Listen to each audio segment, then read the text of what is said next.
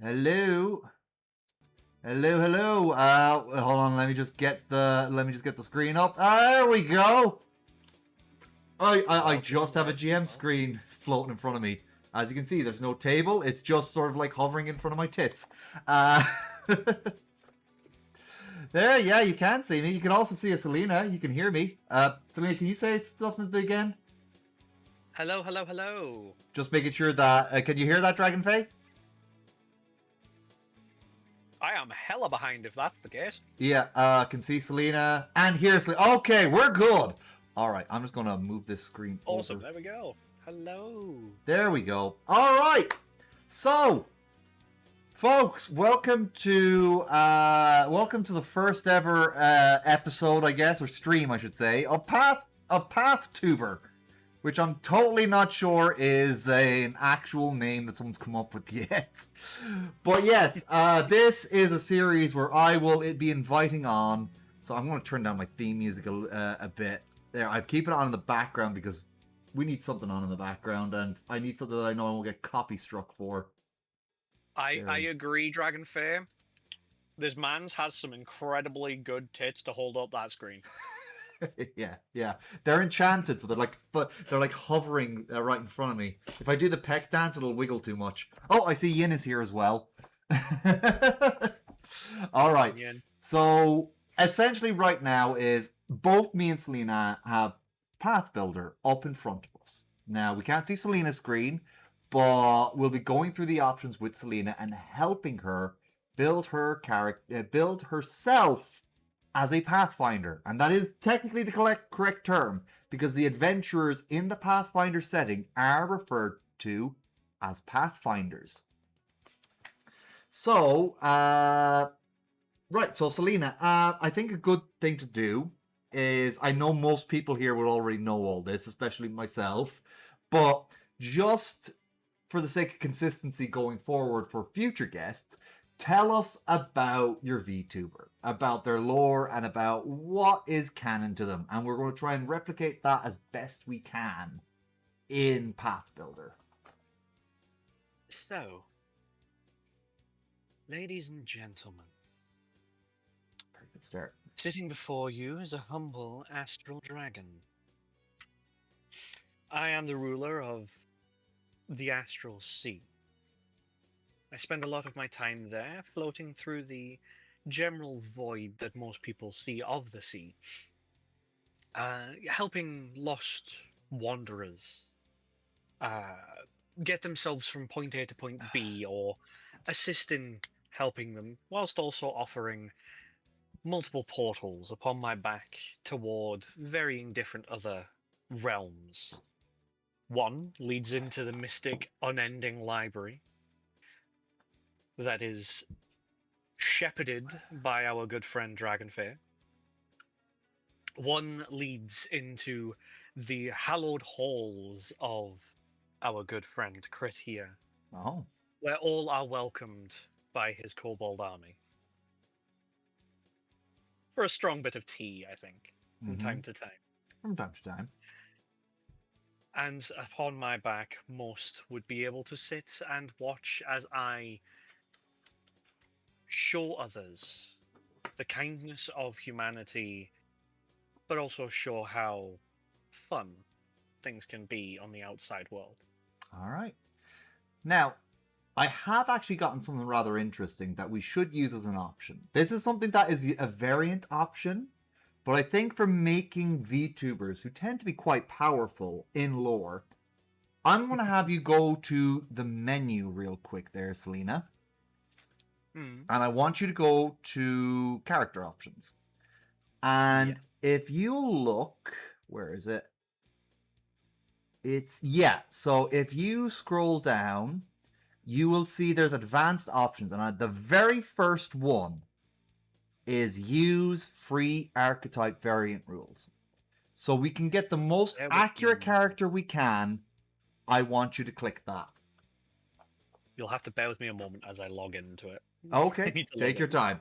I will leave it on my screen so you can see it for yourself. I am sharing my screen with Selena. No, it wants me to pay. Oh, you know what? We'll leave those. I forgot about that. we'll leave those options for my side of things. How's about that? So you don't have to pay.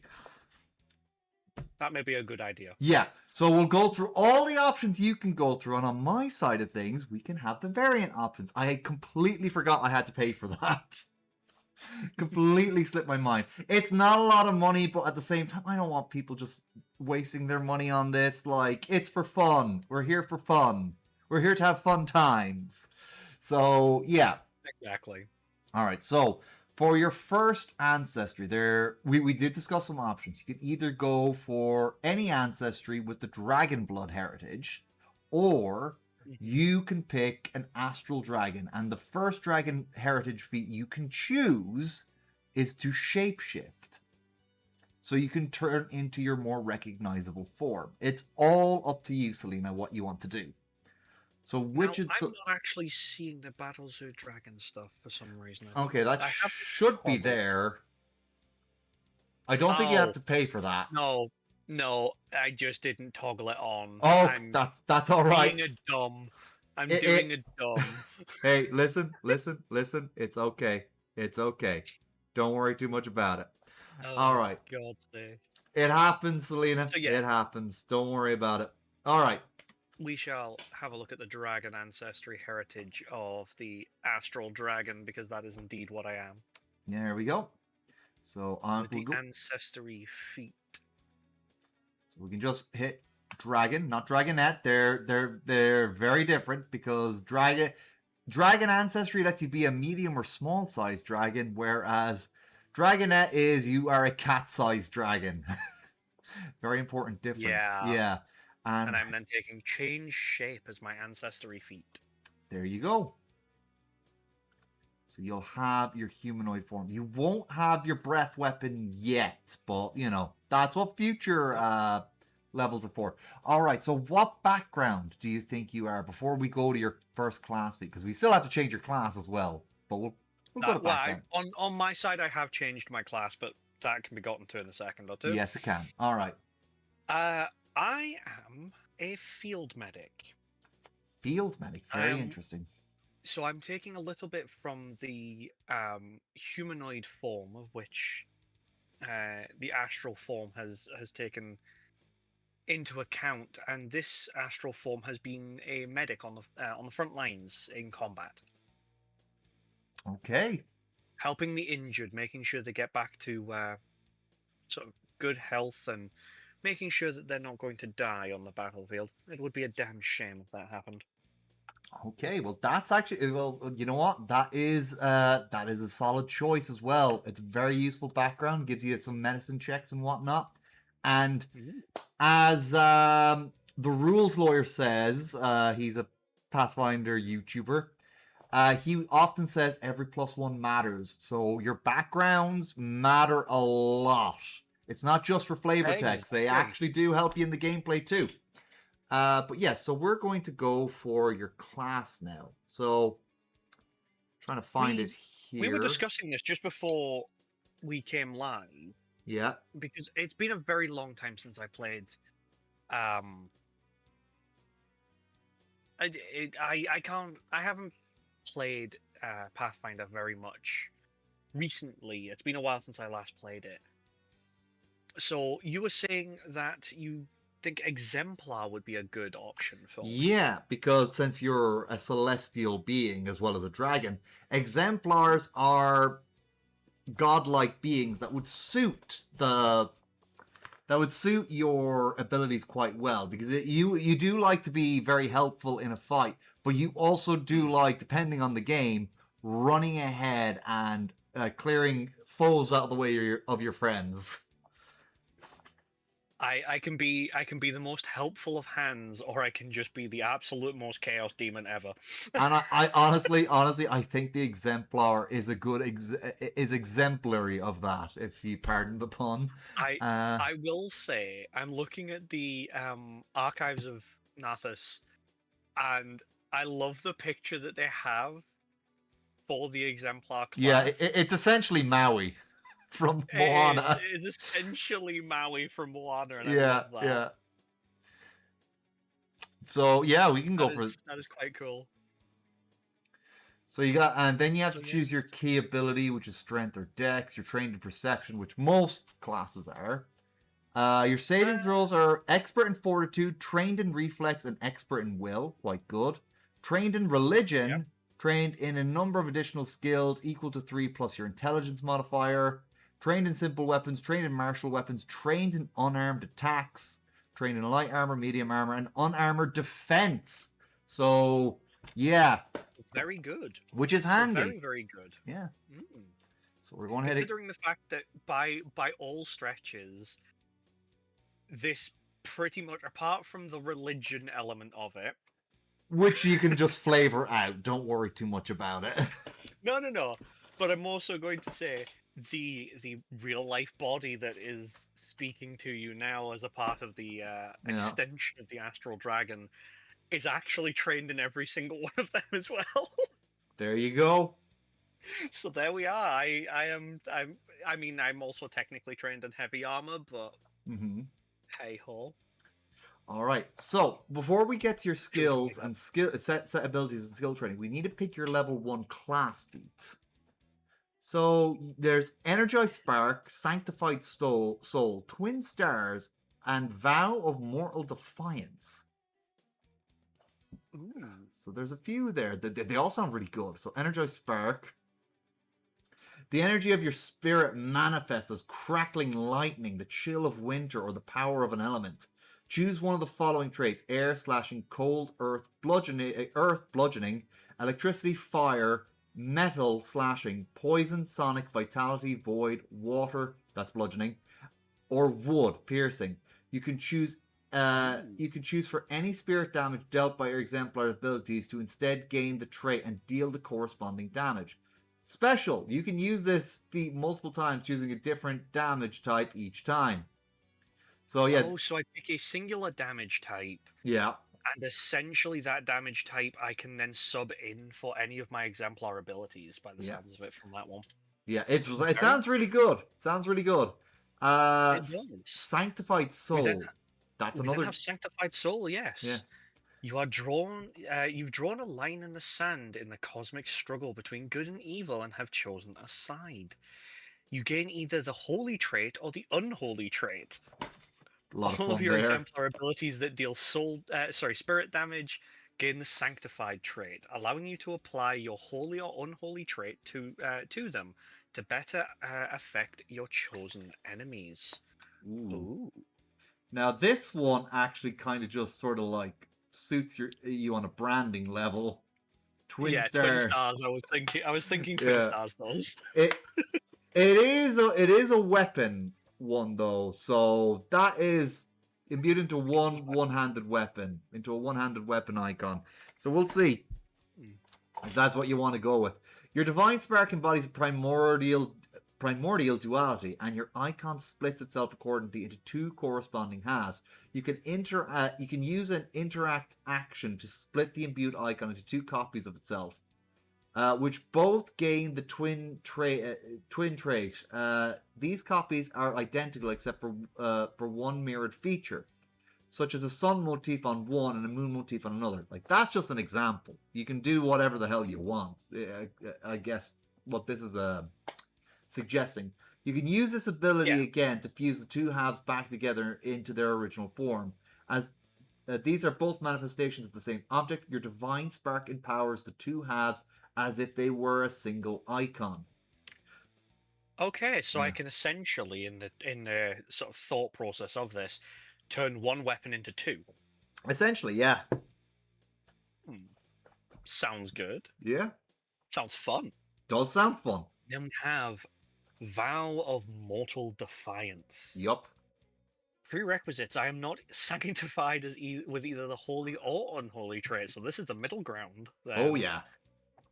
Having seen the wreckage left by the gods and their servitors as they play in their grand war of good and evil, you've come to the only reasonable conclusion. You must you must be cut from their silken thrones. You swear a vow to defeat one creature within 60 feet of you that has the holy or unholy trait. The first time each round you deal damage to that creature, you deal an additional 1d6 spirit damage. You cannot use Vow of Mortal Defiance until you defeat.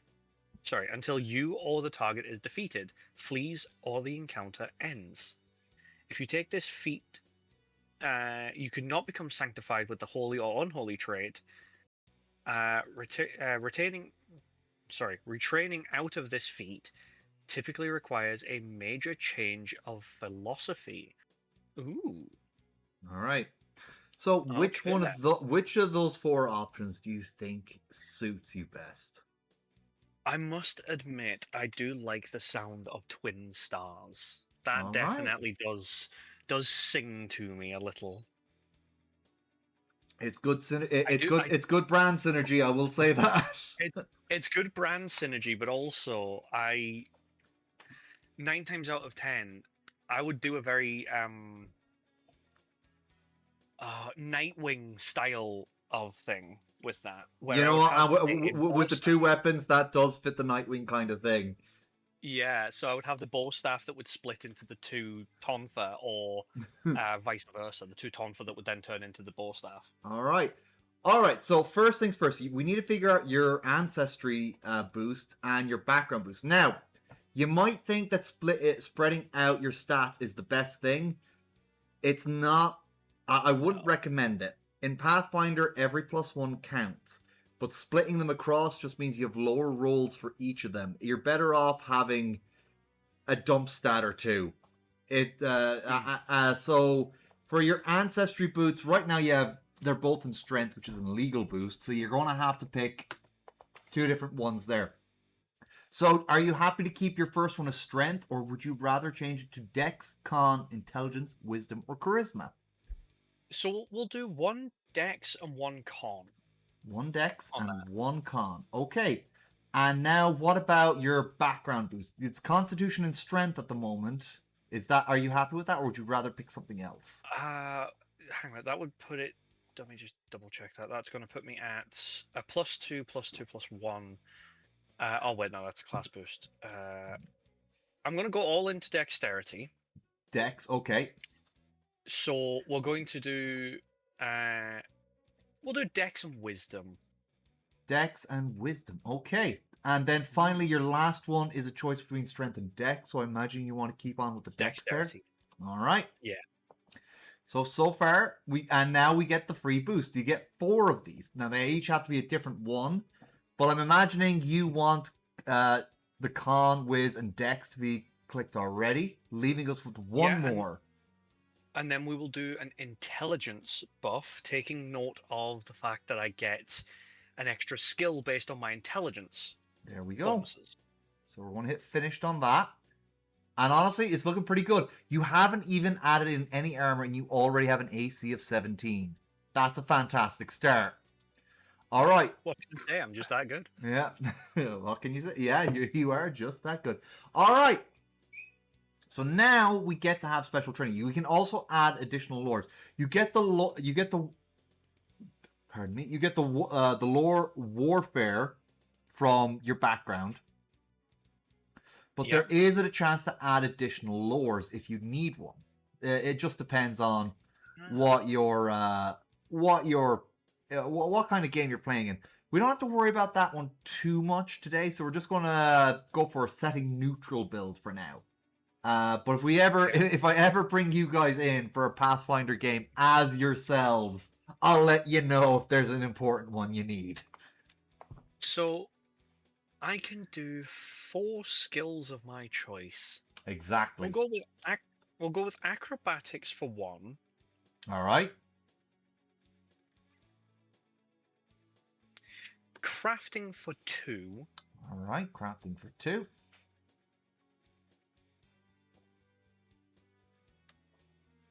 Survival for 3. Okay, survival for 3, and your last one. You'd be shocked at how useful society and diplomacy are in this game. I'm considering diplomacy, to be honest, because then that would put +3 in diplomacy and a +1 in society. Yeah. Yeah, we'll do that. We'll go with the diplomacy All as right. the fourth. All right. We're going to hit finished on that. And now we got to pick your Divine Spark and icons. So you get 3 icons. Okay. So yeah, we're nearly done. So let's see here now. We got a ton of ones here. Bands of Imprisonment. Barrow's Edge. We're not going to go through all of these, but we're going to try and get through what does sound good for you. Eye-catching Spot.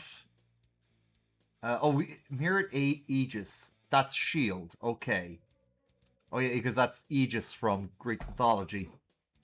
Yep, Fetching Bangles. I mean, you do like to wear jewelry on your model, so this probably wouldn't be a bad one. I do wear a lot of jewelry on my character. Yeah. Yes. But we need one that's a weapon, don't we, for your ability? I can make it work. You can. Well, we still have 3 more icons to pick from, so we can get back to that one. There's Gleaming Blade. Gaze as sharp as steel. Oh, that's a weapon icon right there.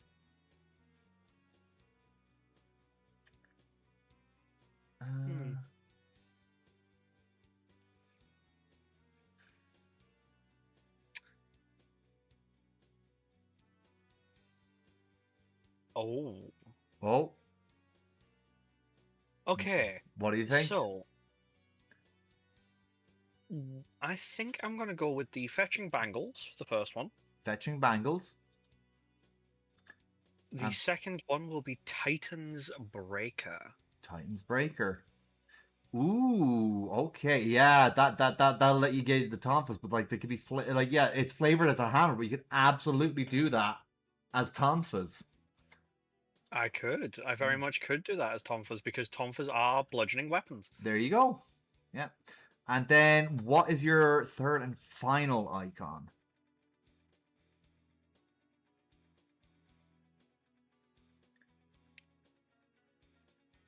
That I am not entirely certain of at this moment in time. Let me see Skin as Hard as Iron. You've already got a high AC, but this could actually boost it even more.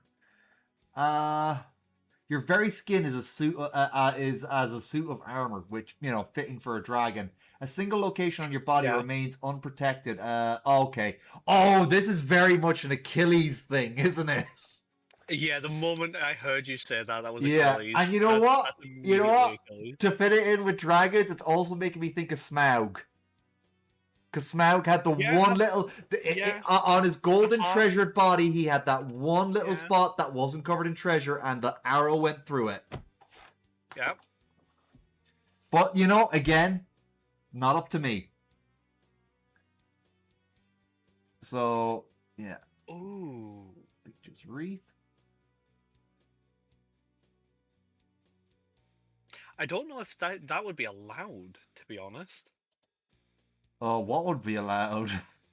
So the Star Shot. Let me see the Star Shot.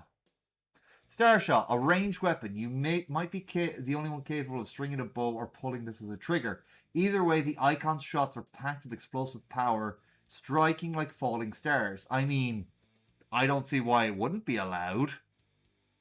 Because I'm just thinking the bow staff into the tonfa, and then I could string the bow staff into an actual bow. It's just flavor. You can correctly. Yeah. See, technically, these are supposed to be separate weapons, but you could this is one of those times where the rule of cool should be used. So absolutely. We'll go with Star Shot. So Star Shot. There we go. It's thematically. All right. Now we get to pick some of your dragon options. So now your Draconic Resistance. You got quite a few choices there. I am resistant to evil. Evil. I'm resistant to evil. It's not an option that comes up very often, but that is an option. Do you want? Yeah. No. We'll go with the Void though. Void. Because that is definitely thematic. If nothing else, that is thematic. All right. Might not come up very often, but I'm thematic. All right. So the final one is pretty straightforward. It's what your starting size is. Medium. Yeah. So that one is. So before we proceed to level 2, it's time to figure out the gear. Now, I'll be honest. I don't know if you really need armor because your starting AC is 17. A shield might not be a bad idea, but it's up to you. But we'll start with weapons. Can I even wield a shield? Is the next question. I believe you're trained in them, so yes. I don't know because I don't. Obviously, it's been a while since I've done this, but it doesn't specifically say trained in shields. Guardian. Let's have a quick look at that. Trained in all armor. I believe shields is covered in all armor. Yeah, I'd suspect it is. Hmm. Um.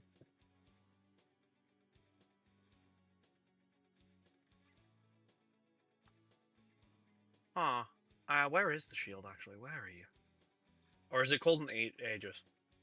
Well, you didn't pick the Aegis, but it is in there.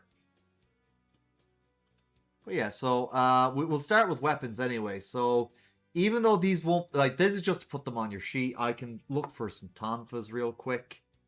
Oh, I wouldn't worry too much about it being a tonfa. Just a staff would do fine. A staff, Like okay. a bow staff or a quarter staff. There you go, bow staff. Perfect. Oh, yeah. I scrolled right past that. Do. I shall just give There it myself is. that. Yep. Yep. Give. Yeah, there you go. So that is in there.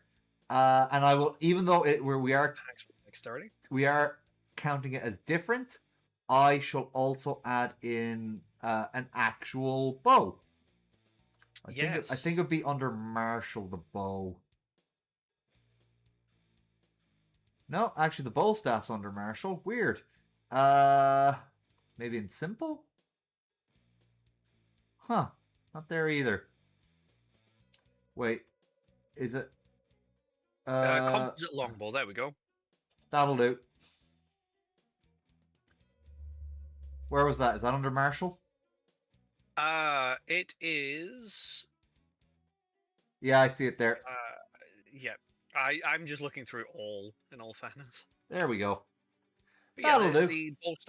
The bow staff would just form down into two, like, normal single-handed weapons. Tonfa don't need to actually go on there. All right. So we got your defense. I don't know if we really need to give you armor. Like, you're starting off at 17 AC, and I imagine as you level, thanks to you being trained in an armor defense, that number will go up. Absolutely.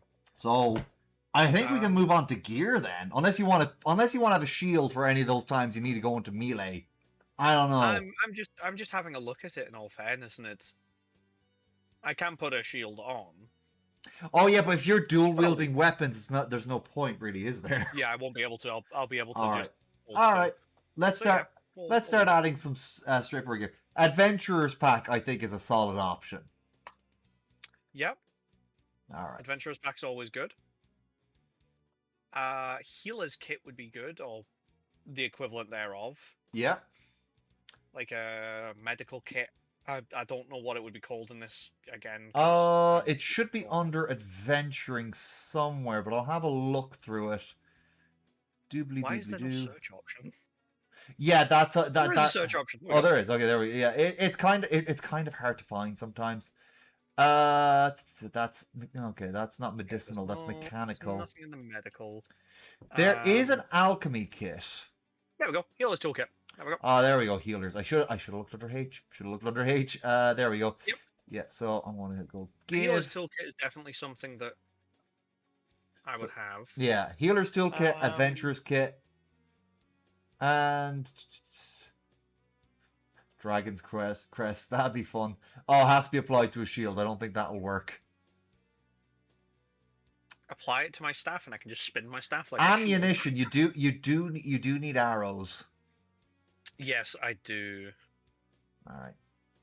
There we go. Okay, that's not that. I will give you arrows. 10 in inventory. I'll give you another one so you can have a nice. 20. Yeah. There we go. We'll just go with. We'll just go with normal arrows. Give me 2 sets of them. Cool. Right. Sorry, I'm going to have to just BRB for 2 seconds. Take your time. All right. Well, I think we're doing quite well with Selena's character so far. We're still on level 1, but I think we're mostly through the gear. Once we're through the gear, we're just going to go bing, bang, boom through all the other levels from 2 to 20. All right? So we're playing as if Selena's character is going to go all the way to level 20. We may even use this in a game at some point. We don't know for certain yet. But yeah, I think this is going rather well. I definitely see this being a more recurring series in future. It's a lot of fun just talking to your friend, going, "Hey, what do you think you'd be like as a Pathfinder character?" And honestly, I want to do it with more people. Like, it's great doing it with Selena. It makes me sad that I'm only going to get it one time to do this with Selena. But at the same time, it's like, oh, I get to do this with everybody else as well. So, yeah. Well. There'll be other collabs in future. But you know what? We might be making more. We might just make other Pathfinder characters for the fun of it. We'll see. We'll see. Alright. I'm just having a look at some magic items because I think, yeah, I'm just going to, hold on now. Let me just, right, let's see. No, not alphabetically. Let's sort these by item level. Keep the level 1 items first, because I wouldn't mind giving people like one level 1 item to start with. I think that's fair. Worn items, maybe.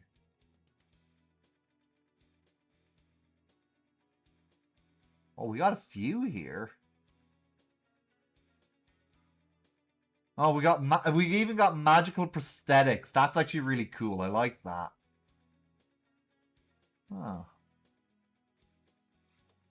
Oh, the walking cauldron. I got one of those. Those guys are handy.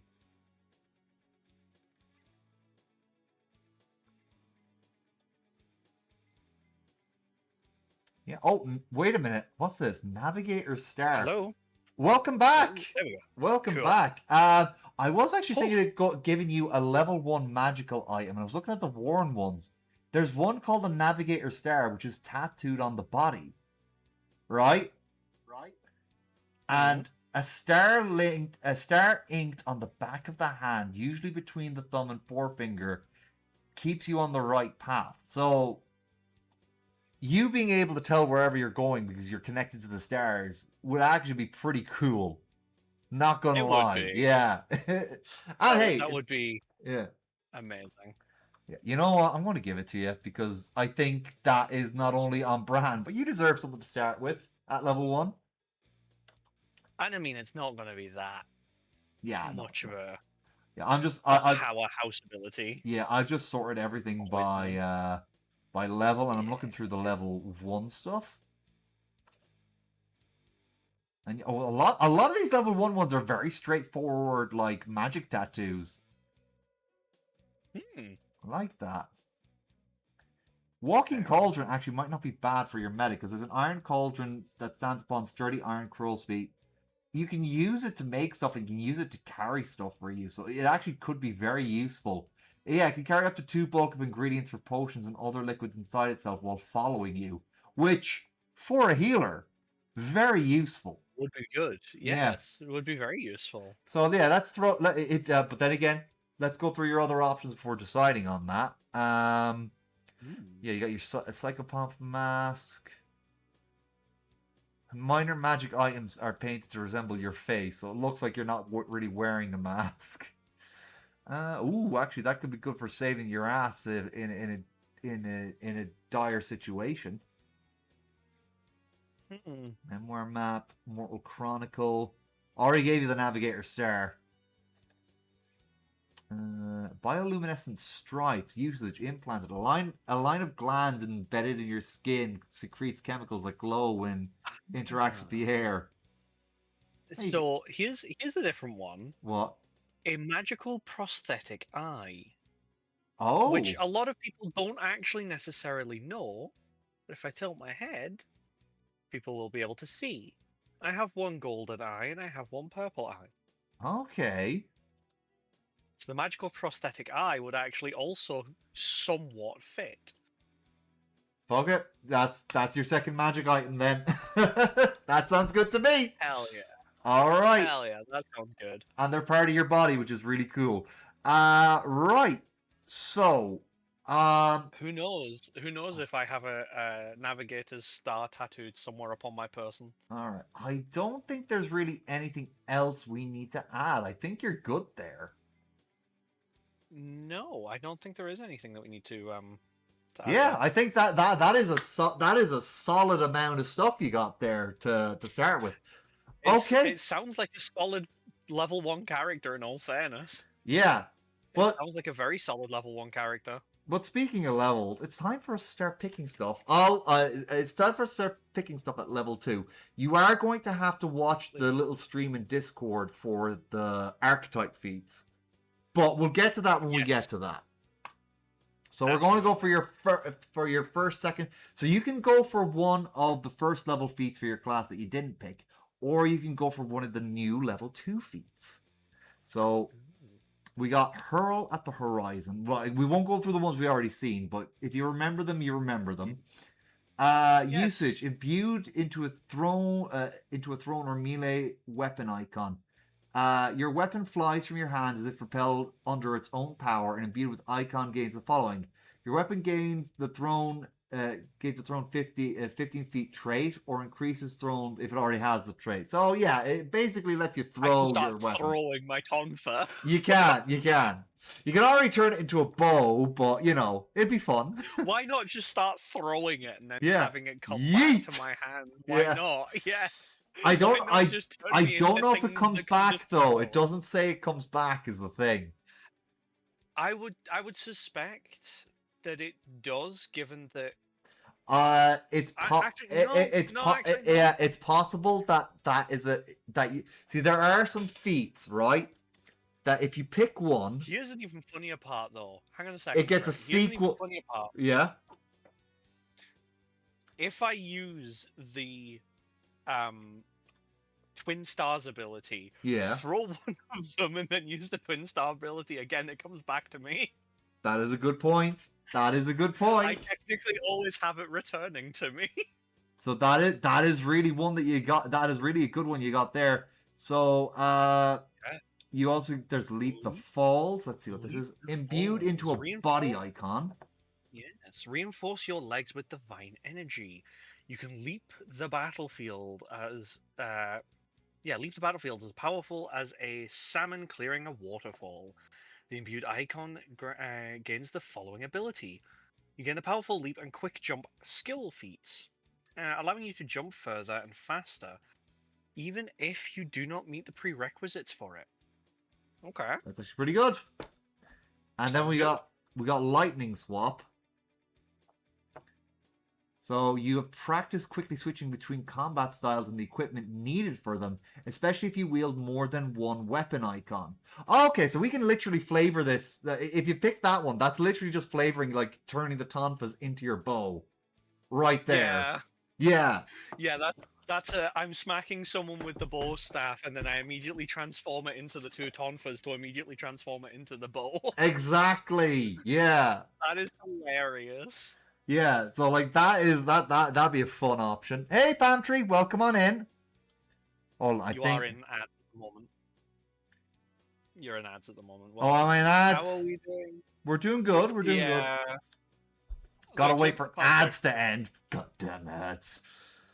Goddamn ads. Well, I suppose we can yes. And the last one is red gold morality imbued into a weapon by channeling your divinity into a creature with a strike. You can disrupt their ability to recover. The imbued icon gains the following ability. Eminence. When you successfully damage an enemy with the icon, a marking appears around the wound, painted in the red of mortal blood and the gold of divine ichor. Or is it Icor? It's Ichor or Icor? I can't remember which it is. I would always say Icor. Because of the fact that I played Code Vein. Code Vein calls it Icor. You know, I think Shovel Knight called it Icor too, and that's what I remember where learning it was called Icor. Yeah. The target would regain HP, such as from healing effects or an ability like fast healing or regeneration. It must attempt a will save against your DC to determine the effects. Oh, so And it's an attack that heals your target. no. It Oh. stops them from healing. Oh, it stops him. Oh, because that'd be kind of The interesting marking, to work yeah, the against marking your. fades. Yeah. The mark fades after a minute. If they succeed, the creature regains the full number of hit points they would have healed. If they fail, the creature regains only half of the number. Uh, and then if they critically fail, the creature does not regain any hit points. Oh, yeah. And a critical. That's Yeah. Here's the thing. Critical damn. fails aren't just nat ones. If they've rolled 10 total below the saving throw, that is also a Yeah. critical fail. Pathfinder has a I real don't know fun way what to do I don't know what my DC actually is. it. What would be my DC We can in this actually check situation? it out real quick. Give me a second. I Should be would here in imagine your that. details. Like, no, not your details. Should be somewhere. Actions. No. Feats. It's not there. It is hiding away somewhere around here. Oh, exemplar DC. It's 17, just like your AC. It's just under your hero Oh, points there. yeah, no, but you need to make me a level 8, a level 2, by the way, because it's actually 18. Ah, okay.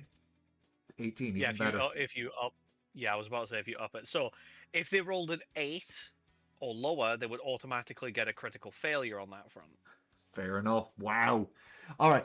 Well, That's really good, but it depends on what dice and modifiers you're adding as well. yeah, Because I pretty believe much. it's a D20 system, isn't it? It is a If D20 I'm not system, mistaken. yes. Yeah, but then obviously you've got the abilities being added to it as well. Yeah. I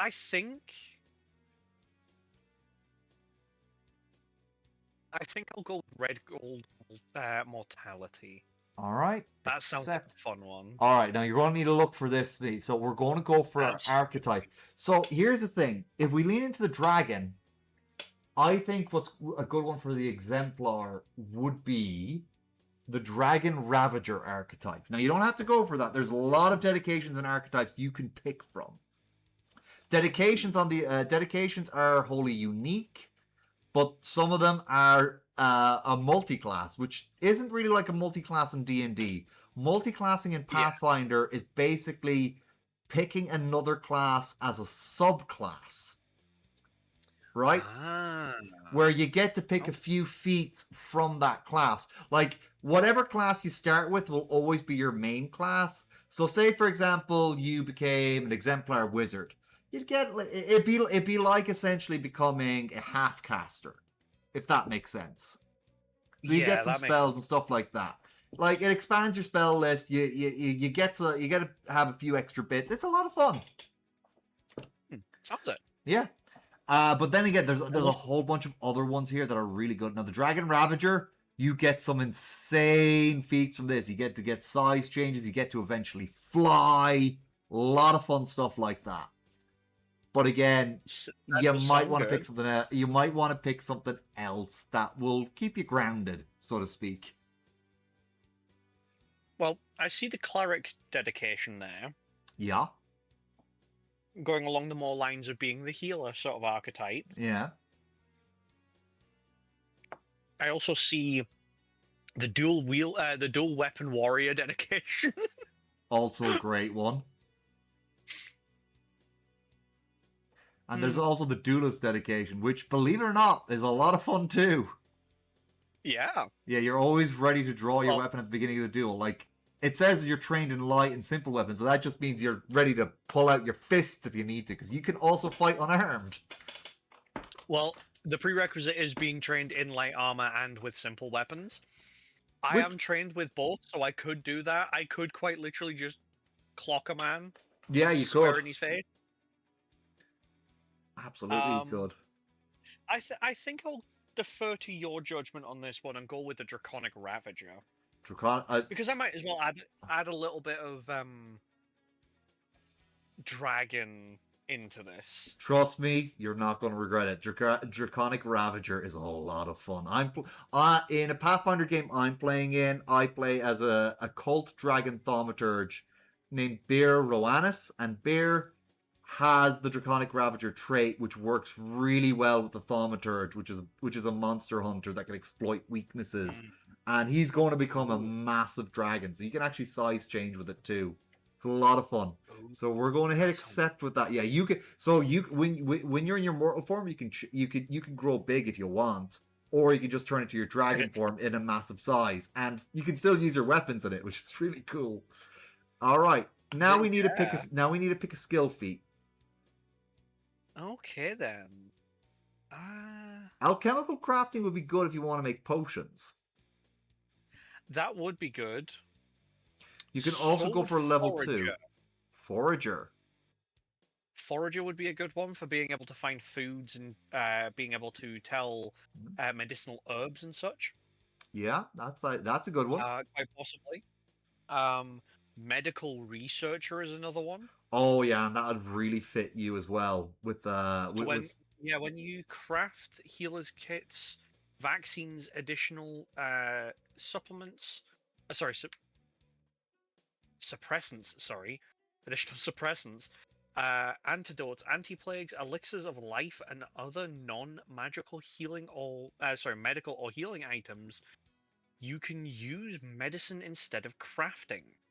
that's pretty good. Now I have both, and they're only 1 point apart from each other, so that wouldn't necessarily be too much of a change for me. Hmm. But it might change while you level is another thing. Yeah, yeah. The other one that I was thinking of,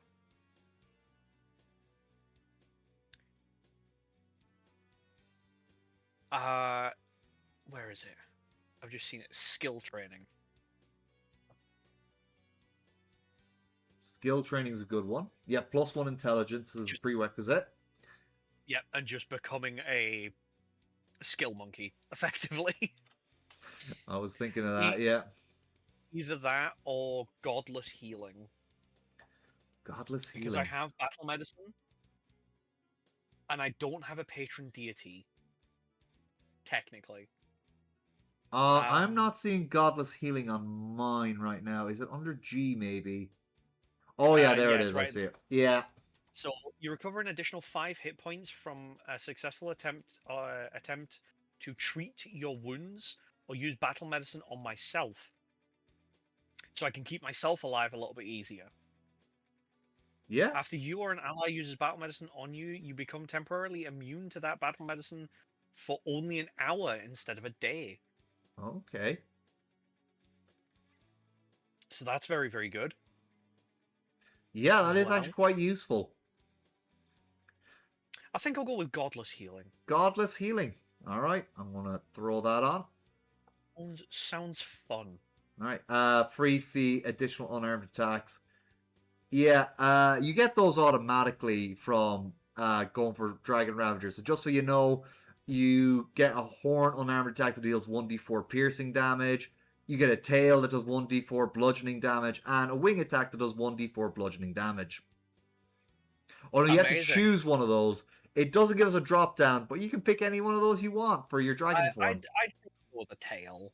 A tail Yeah. seems fitting. Yeah, But we don't get to pick it weirdly enough, but we're going to make a mental note. It's the tail. yep. But as a very good show once said, a gentleman, or in this case a lady, never has her tail on show. There you go. All right. Of So level, oh my god, I'm leveling up to level 3 and I have 19 AC. yeah. You might So want to level me up on yours, by the way, correct? all right, all right. At the very top. I'll level it up. I was planning on leaving it till the very end to see. What, just having it jump up to like Yeah, God knows. it's really cool how it goes up. All right, so we got to pick a skill increase for you there. What? Okay. I've just looked at level 20. what my AC and my DC are going to be at level 20. Oh yeah, believe me. While that number seems like it's impossible to hit, you're going to need it. Oh, no. Yeah, no, that's definitely going to be a needed one. Yeah. I'm going to go with the skill of medicine. All right. It falls back in again with the battle medic kind of thing. Yeah. With a general feat. Yeah, there's some really nice level 3 ones you get there. Yeah, Ancestral Paragon. That's interesting.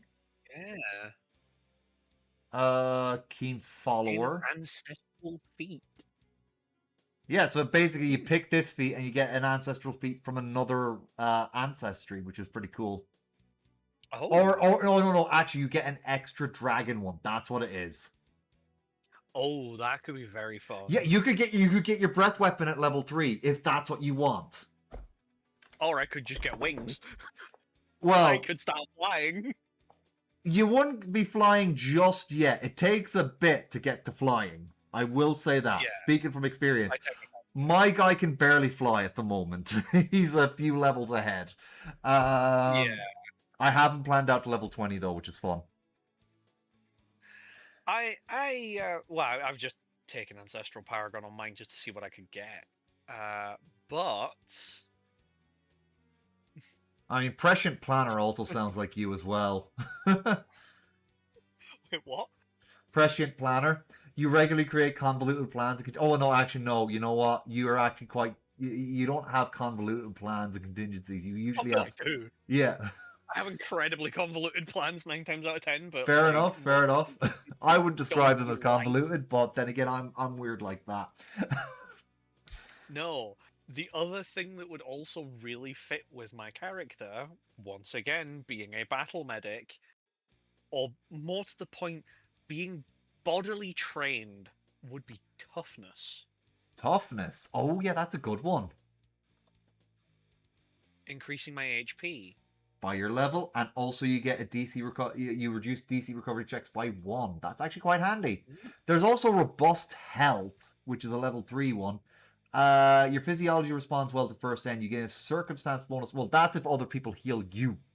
That would actually be very useful for other people to pick if they're in a party with you. So they get extra healing for that sort of stuff. It's pretty good. Yes, however, once again, because I've taken Godless Healing as a feat, yeah, this would also not this fixes it, or would tweak it a little bit, because it says also after you or an ally use healing battle medicine on me, yeah, I would also drop it down to an hour as well, which my Godless Healing already does. Okay. Now that you think about it, I don't think I know that much about Selena's lore. I keep a lot of my lore hidden. I keep a lot of it hidden. There are annals that are within the Library of Dragonfae that state about my humanoid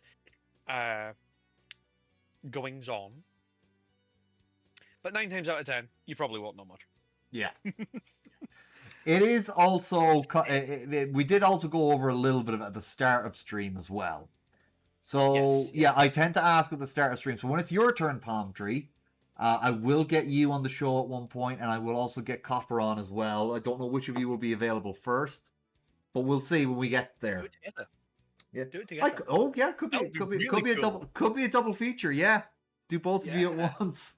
But yeah.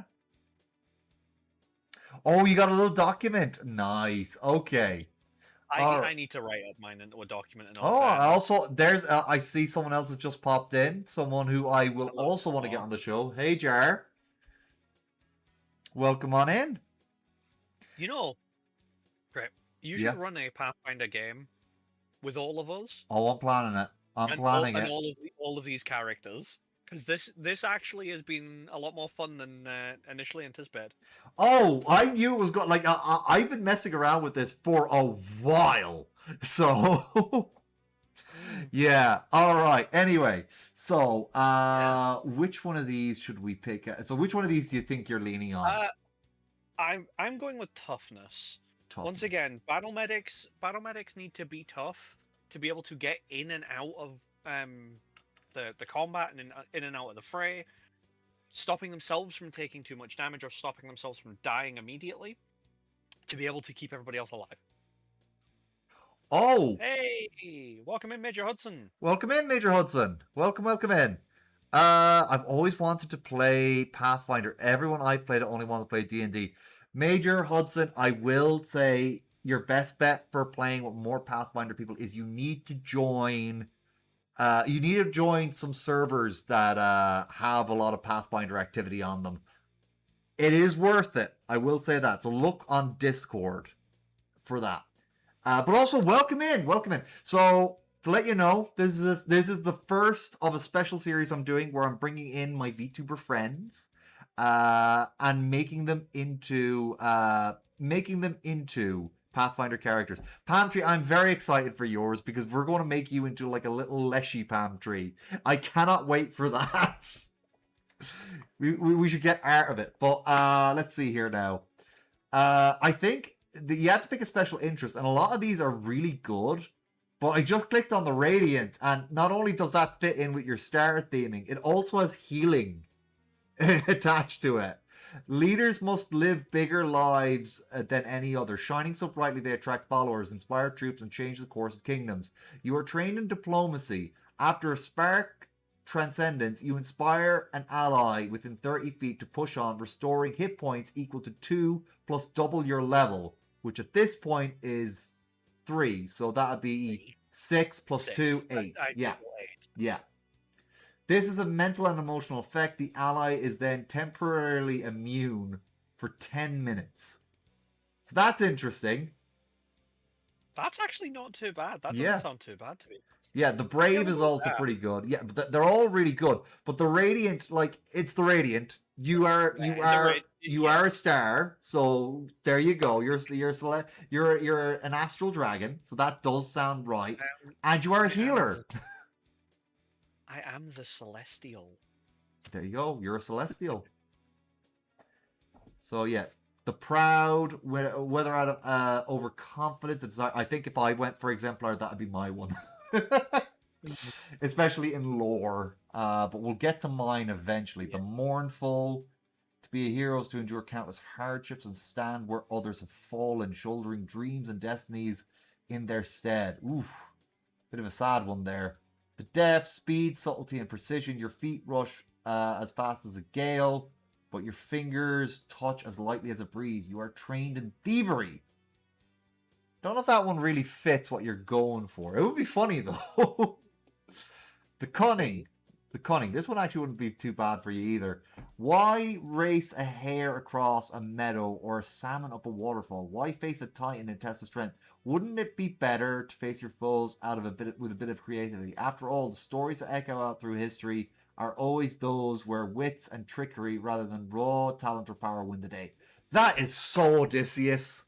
That is screaming Odysseus to me. That is. Yeah. But yeah, honestly, I'm gonna. While I think the Radiant fits you best, I'm gonna leave the decision to you. I say we go with the Radiant. That sounds correct. There we go. And we also get to pick an epithet, which is an extra skill selection. Okay. So there's Arcana. I didn't get that. Oh no, I did get that, and I just completely missed it. Yeah. Yeah. Well. Yeah. It just popped up. In fairness, so it is easy to miss. So which of those do you think suits you best? I mean, dragons are always good with intimidation. Just saying. Dragons are good with intimidation. Yeah. I myself am not meant to be an intimidating presence. That's fair. However, no such dragon is terribly bad with knowing a bit from the occult. And honestly, always good. That is also always good. Oh, that went up to a +6 when I clicked it. That's pretty good. Yeah. That's really good at level 3. Oof, and also look at your saves right now. Fortitude +9, Reflex +9, Will +9. God damn. Yeah. All right. Okay, we're going up to level 4.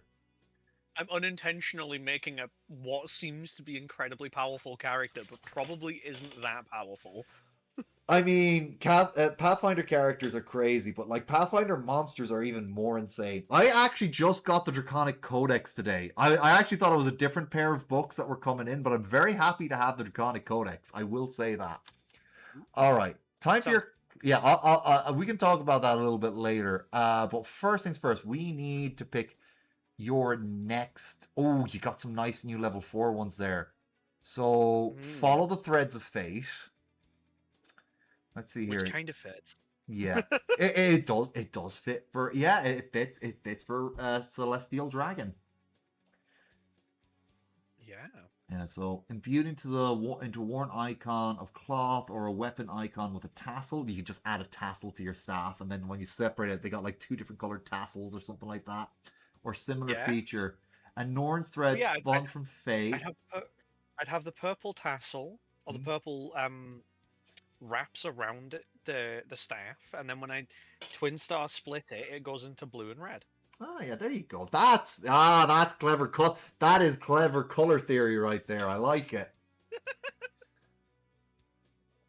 Yeah. So on critical says you get. Ooh, okay. So basically, it gives you a little bit of a bonus. That's actually pretty handy. Mm. Only the worthy. I feel like this has been inspired by Marvel Comics Thor. You can designate your Yeah. icons as movable only by your hand. Yeah, that's exactly what it is. Yeah, that is Shun-Chi in the Ten Rings, if I Yeah, ever heard it. yeah. There you go. There's Marvel for you right there. It's Mjolnir and the Okay. Ten No. Rings. Hang on a minute. No. It kind of also is Chinese mythology if I put it in. I think it's Chinese mythology. Not entirely certain. If I put that on my bow staff. Yeah, there you go. It's the Monkey King's. It's the You monkey. know, It's the yeah, Monkey King's there you staff, go. which is a Yeah, pillar from the Buddha's palace. there you go. So you want only the worthy? Yeah, we'll go only the worthy sod at that. All right, fair enough. We're not going to look through the rest. We're not going to look through the No. rest. All right, so We'll grab thread of fate later. all right, so you're going to have to look at my screen again. Again. Archetype class feat. So you can get Breath of the Dragon, Draconic Advance, or Ravager Scales. You've already got a good DC, so I don't think you need Ravager Scales. You don't Ravager need scales specifically DC, or is that it's AC. It's AC that it increases. Sorry, AC is what I meant. Oh, damn. But yeah, like it does give a few other bits, but you really don't need it. The other 2 options might be better for you. So Breath of the Dragon. You focused your magic on empowering your breath weapon beyond that of most eternal dragons. So for context, an eternal dragon is a dragon who went through the Lux Aeterna, turned themselves into like a medium or small sized dragon to go on adventures. That just explains the audience. Stronger by exponential XP theory. Yeah. You gain the dragon's breath feat, except your breath deals d6s instead of d4s. That's devious. I like that. I'm gonna stop being nasty. Yeah. I would be nasty. Yeah. If you already have the dragon breath, you can immediately retrain it. So for retraining, basically, if you take another feat that gives you another one, but you've already picked that feat, basically that means you can go back and pick a new option, which is really cool. So Breath of the Dragon is a really good one. We'll see what Draconic Advance is, though. You surge into battle with a rush of speed. Stride twice. If you end your movement within melee reach of at least one enemy, you can make a melee strike against that enemy with an unarmed attack you gained from the dragon ancestry. You can burrow, climb, fly, or swim instead of striding if you gain the corresponding movement type from the dragon ancestry. So that's really good too. Essentially, I can punch someone and then move and punch someone again. Yeah. I'll take Breath of the Dragon. Breath of the Dragon. I'll take Breath of the Dragon. Yeah. That's fair. Breath. That's fair. All right, skill feat. Breathe fire all over people. Yeah. All right. So we got a few. So yeah, skill feats. We'll go to the level 4 skill feats. We can go back and go for the earlier ones, but we'll have a look at what's at level 4 right now for you. You can have ambush tactics, cognitive crossover, efficient explorer. Well, let's see what these are. Ambush tactics. You're trained in lore about a specific terrain. I don't think you have a lore for a specific terrain, so I don't know if this one really fits. Yeah, well, technically speaking, warfare Oh, you do. is That's right. is what's putting ambush tactics in availability for me. Yeah, that makes sense. Cognitive crossover. Trigger, you gain no information from recall knowledge check because you failed the check using the 2 skills you chose for this feat. You immediately reattempt the triggering check using the other chosen skill. So, special, when you gain this feat, choose 2 of the following: Arcana, Crafting, Lore, Medicine, Nature, Occultism, Religion, or Society. So basically this is just like a reroll if you fail. But you gotta choose the opposite to succeed. Or the remaining check to do it. So essentially, like, say if you fail an Arcana check, you can re-roll with Occultism or Society or something like that. Seems pretty good. I know which one I'm going for. Which one I'm going for already. Which one? And it's not the level 4 ones, unfortunately. Fair enough. No, that's alright. I just figured we'd have a look at those. It is Mortal Healing. Mortal Healing. Oh. Ah, okay. You gain greater healing when the gods don't interfere. When you roll a success to treat wounds for a creature that hasn't regained hit points from divine magic in the past 24 hours, you get a critical success on that check instead and restore the corresponding amount of hit points. Alright. Let's go with that one. You basically don't bring a cleric with you. I'll keep you alive, just don't bring a cleric. Yeah, or an oracle. Oracles are also divine healers in this game, so yep, those two should not be brought along. All right, so we get an ancestry feat with this one. Okay, so skill increase. So which skill do you want to increase at level 5? The character making's going pretty well, Jar, to be honest. We're only at level 5, but the build is going amazingly. Absolutely. Yeah. I will take a level in society. Society. Okay. So you're now trained in society at +8. All right. Now we're going to go for your ability boost. So what ones? So do you want to stick with the same 4? Yeah, we'll stick with the same 4. All right. There we go. Oh, you also get you get a little arrow here, meaning that the next time you get a skill boost. Hang on a minute. My AC is based on armor defense, which I believe, if memory serves right, will be Dex and Wisdom. It depends. It depends. Oh wait, no, I can only put a +1 and then anyway. Yeah. Yeah. There we go. So, and you also get because of intelligence, you get to have another skill. So, what other one do you want to put up?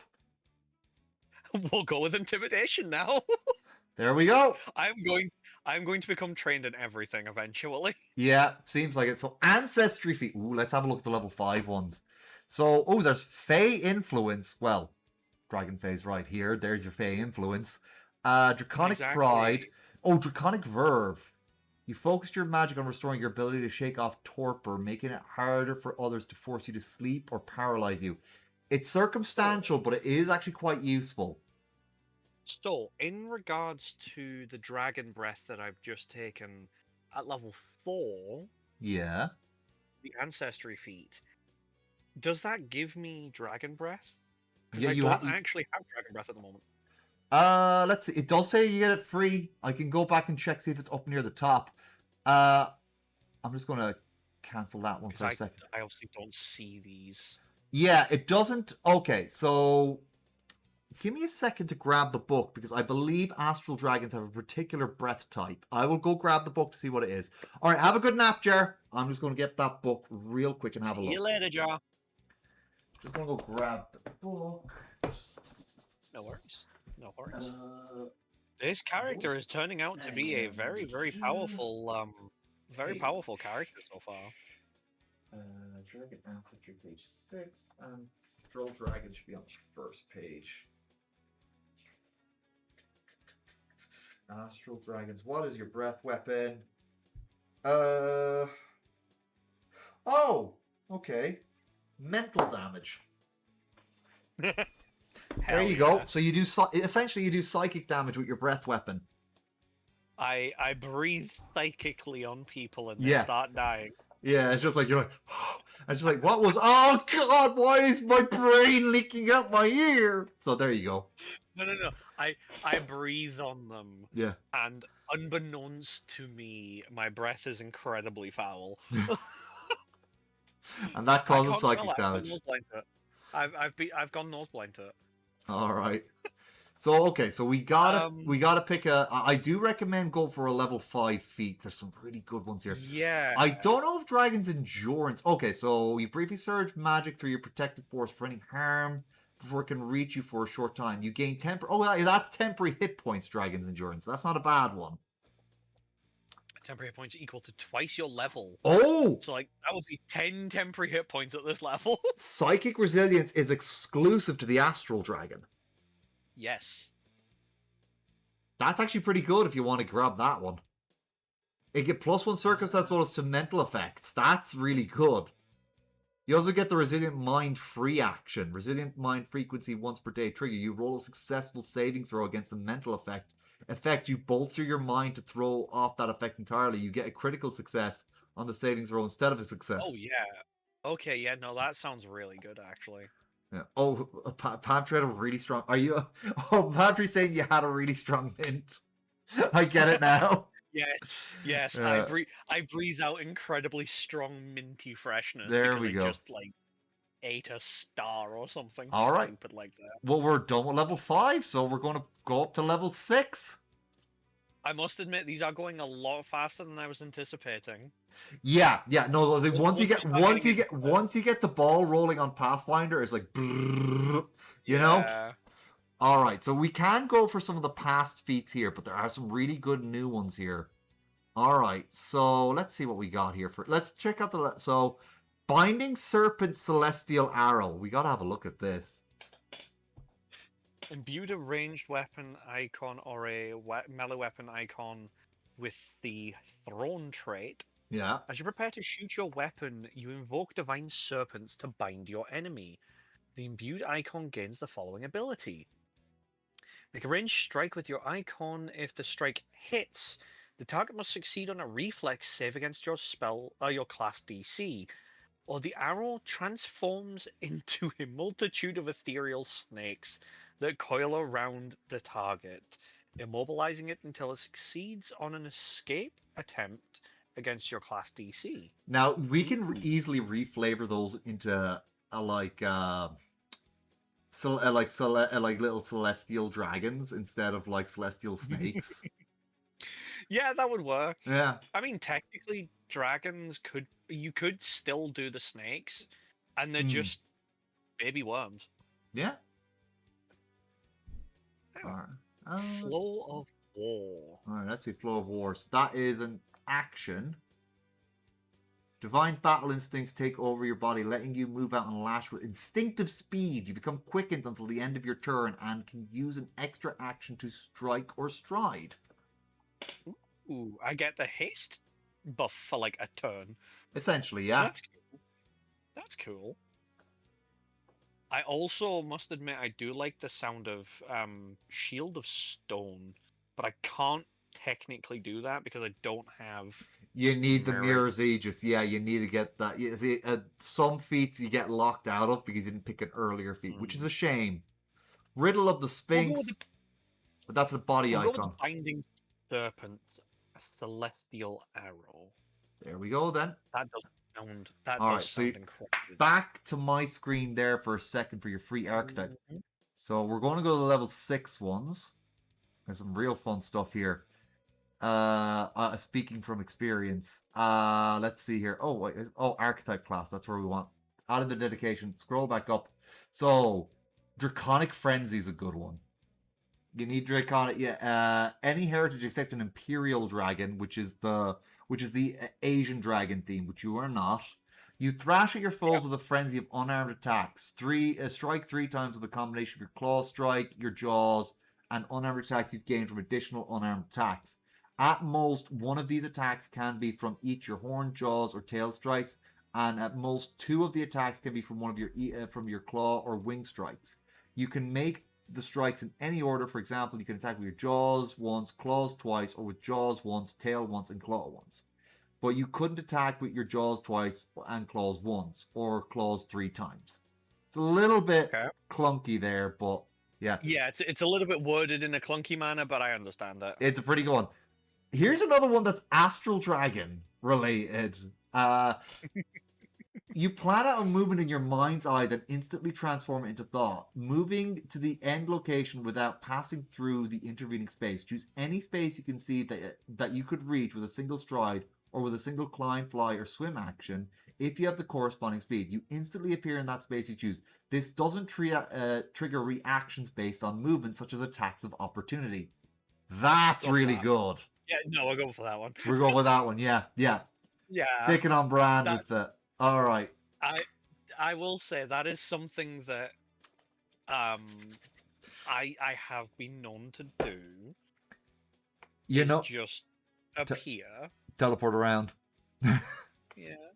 You know what? You're talking about, like, you compared yourself to Nightwing there earlier, and now you just got a little bit of Nightcrawler. You've got everyone's favorite, like, sexy boys from comics right there in your girl. No. Yeah. All right. So let's see what we got here. So yeah. So skill feat. We need another skill feat. Is there any other one you want to throw in there? Doesn't look like you have the prerequisites for any level 6 ones, unfortunately. That's because they're at level. There's only one, and say that again. And that's an expert in athletics, of which I am not at this moment in time. Yeah, so there we go. And then the rest are level 7. Yeah, okay. But what I will take, however, is I will go back to level 1. All right. And I will take medical researcher.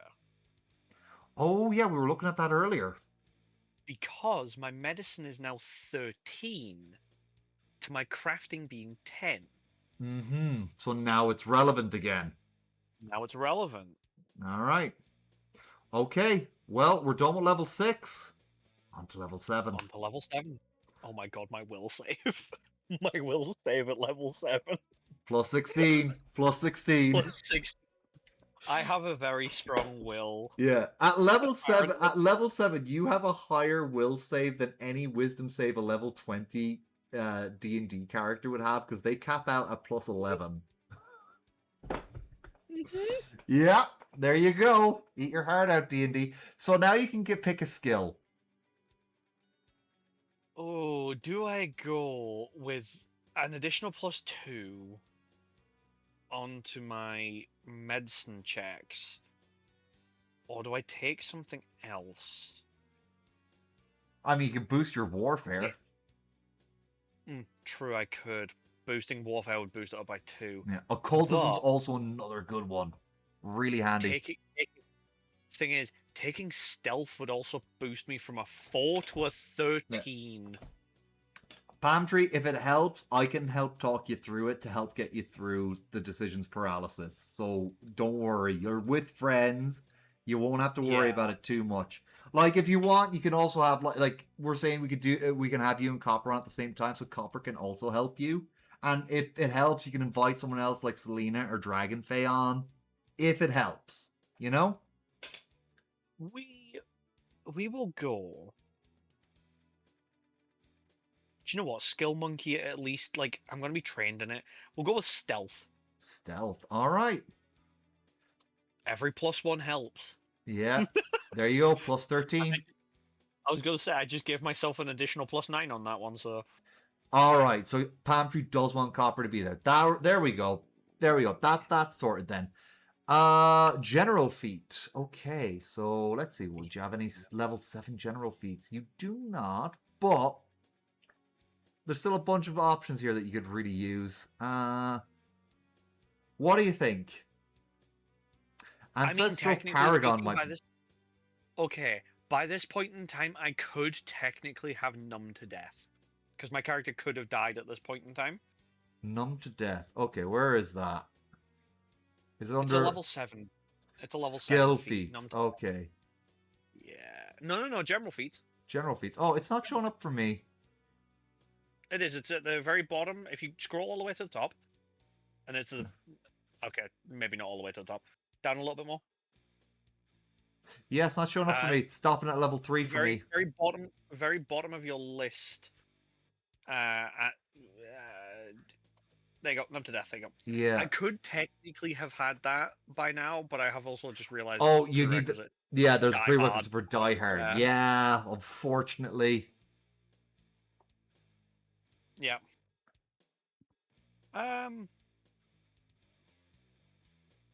Like, Ancestral Paragon never hurts. You get an extra dragon feat.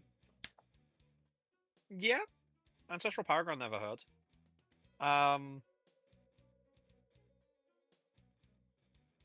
Robust Health could also be useful. Robust health could be.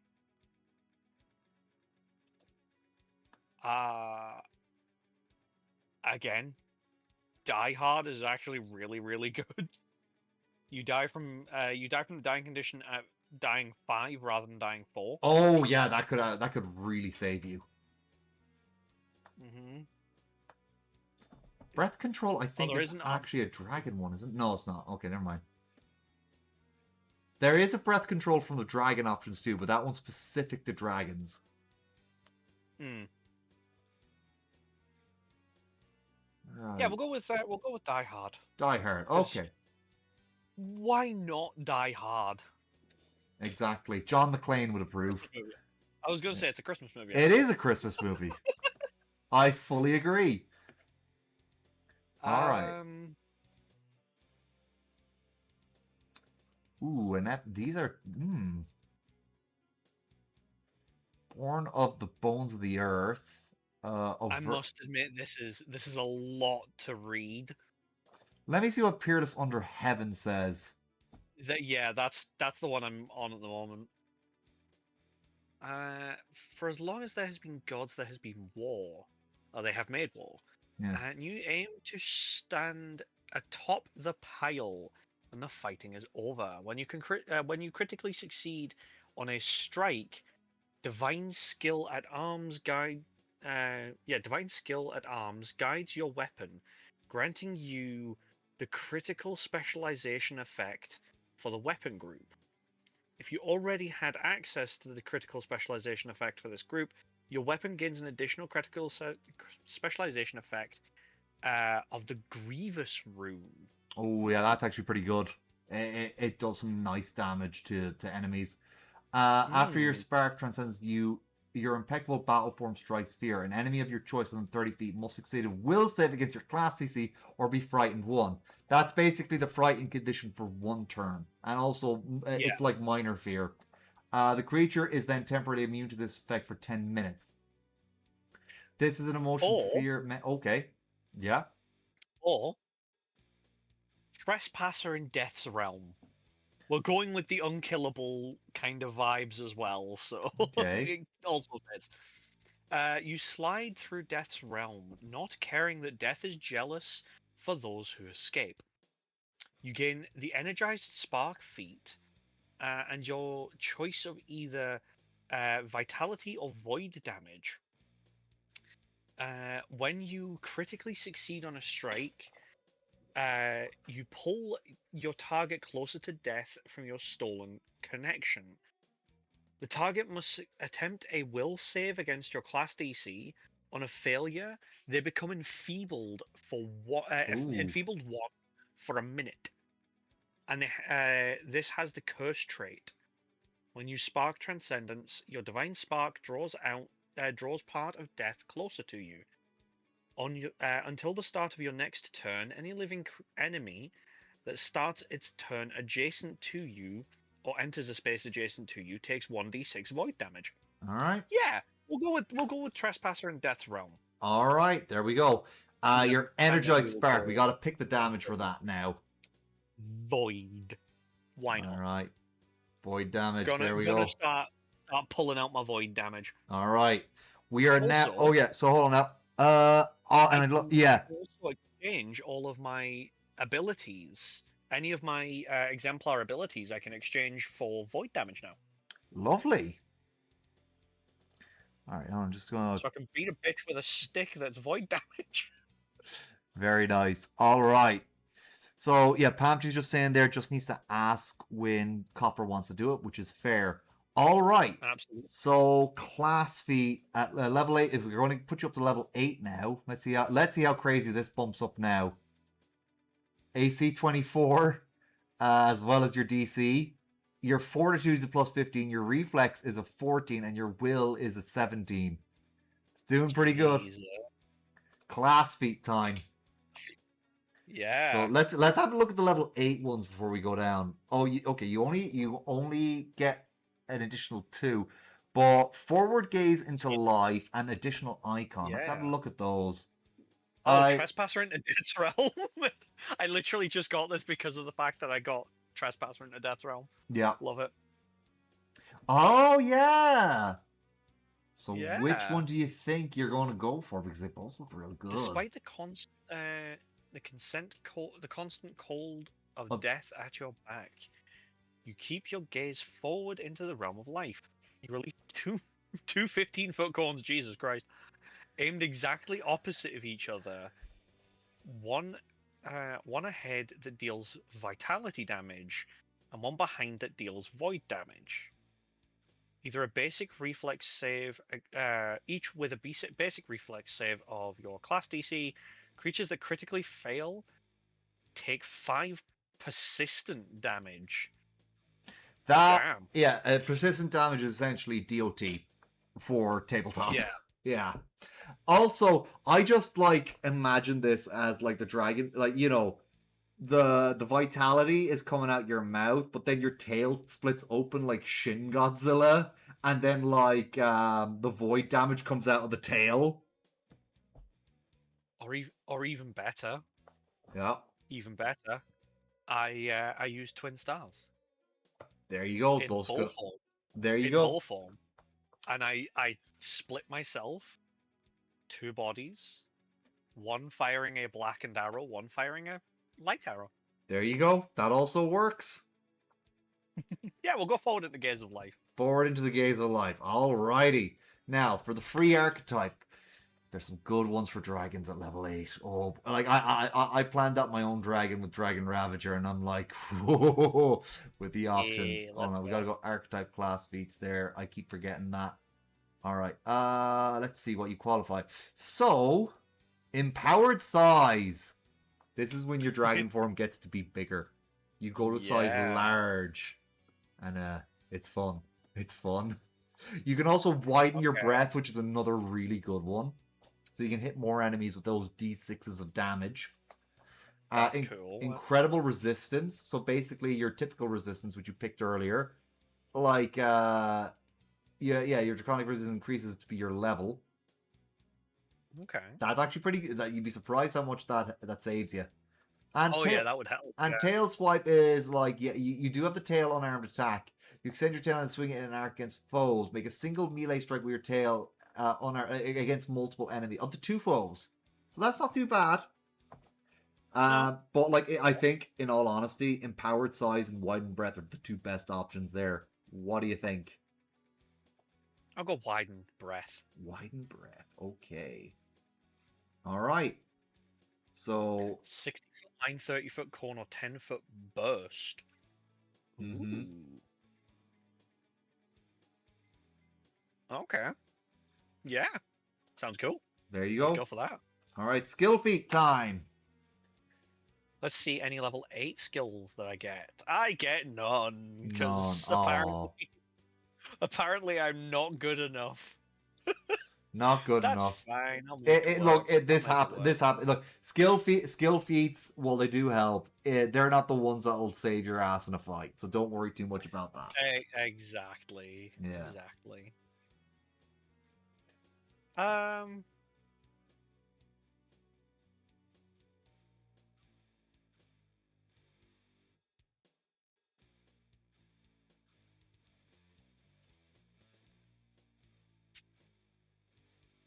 We'll go with alchemical crafting for this one. Alchemical crafting. Okay, let me see which level is that. Level 1. I know I'm going for the early game ones, but some of the early game ones are really good. Yeah, yeah. Especially like the further you go. All right, and now you get a Level skill 9. increase and another ancestry feat. Ah. We'll go with medicine this time. We'll master some medicine this time. Plus 18. That's pretty good. Well, All that's a right. plus 18 to making anything as Mm-hmm. well. Anything Yeah. that, like, I would be made through that sort of stuff. Well, let's see. Let's go to the level 9 because I think this is where you finally I unlocked immediately see astral channel eyes. astral eyes, but there's also channel wings. Yes, there is channel wings, So which this means this I can is this fly. one might actually be a little bit of a tough decision for you. Right, I am going to actually say for one moment, hold on, because I'm going to go to the toilet. I'll be right back. All right. Actually, you know, I need to go as well, so we'll both take a little quick bathroom break here, I guess. Be right back.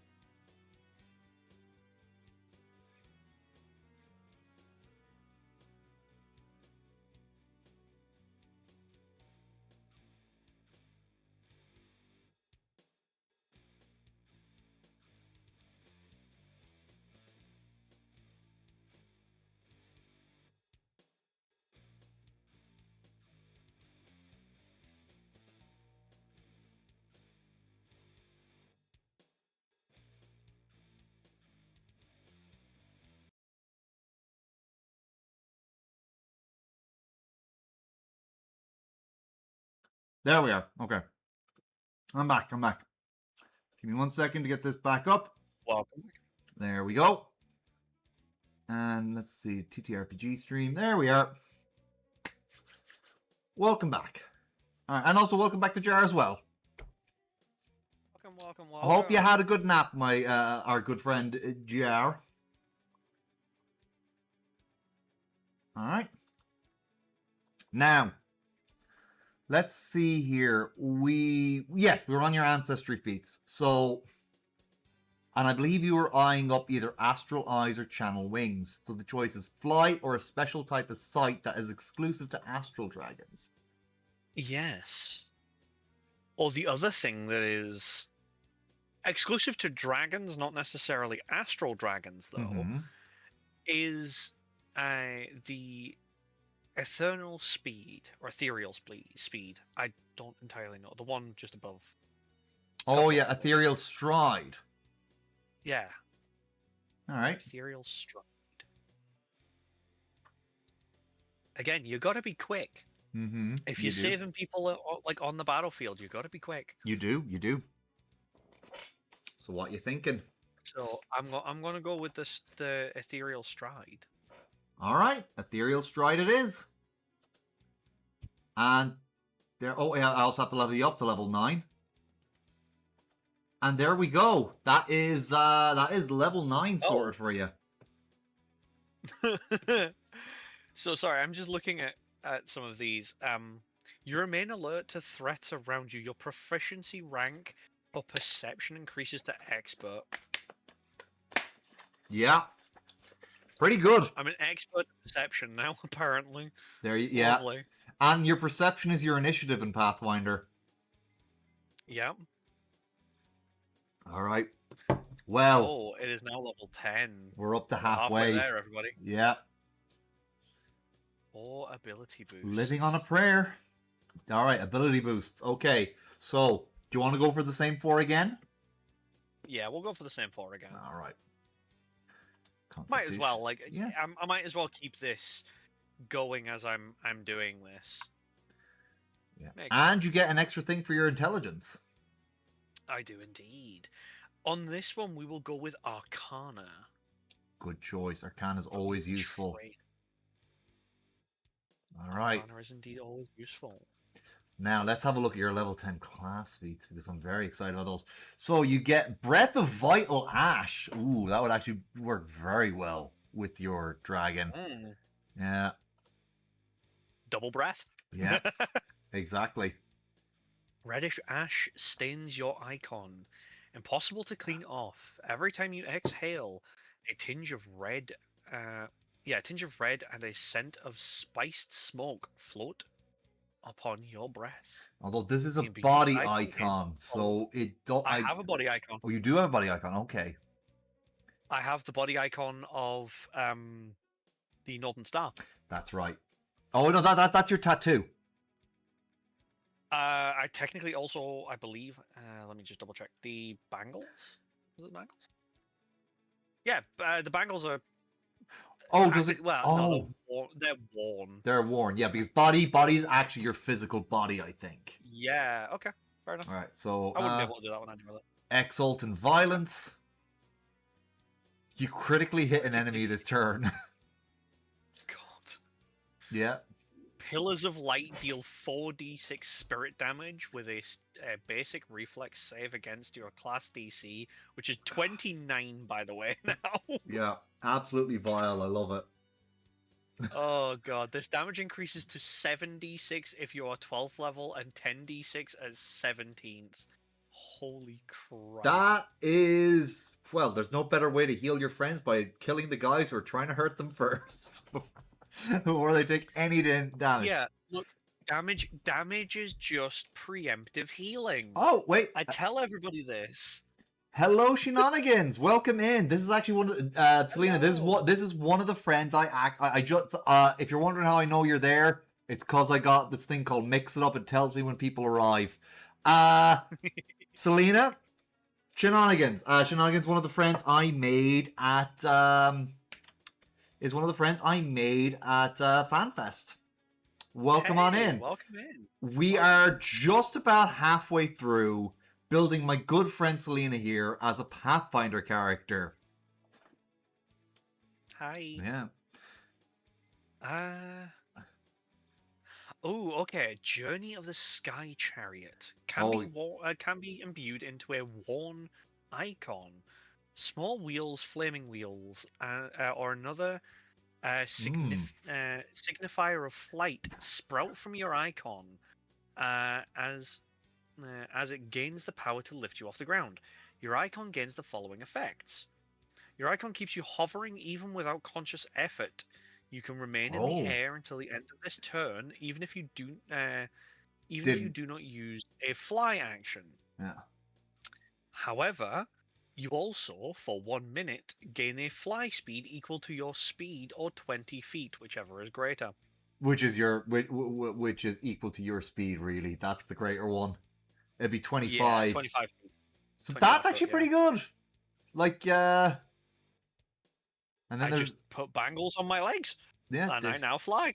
there you are. All right, so I'm going to hit. Do you want to get that one? Yeah, we'll go with that one because All that's right. quite a cool one.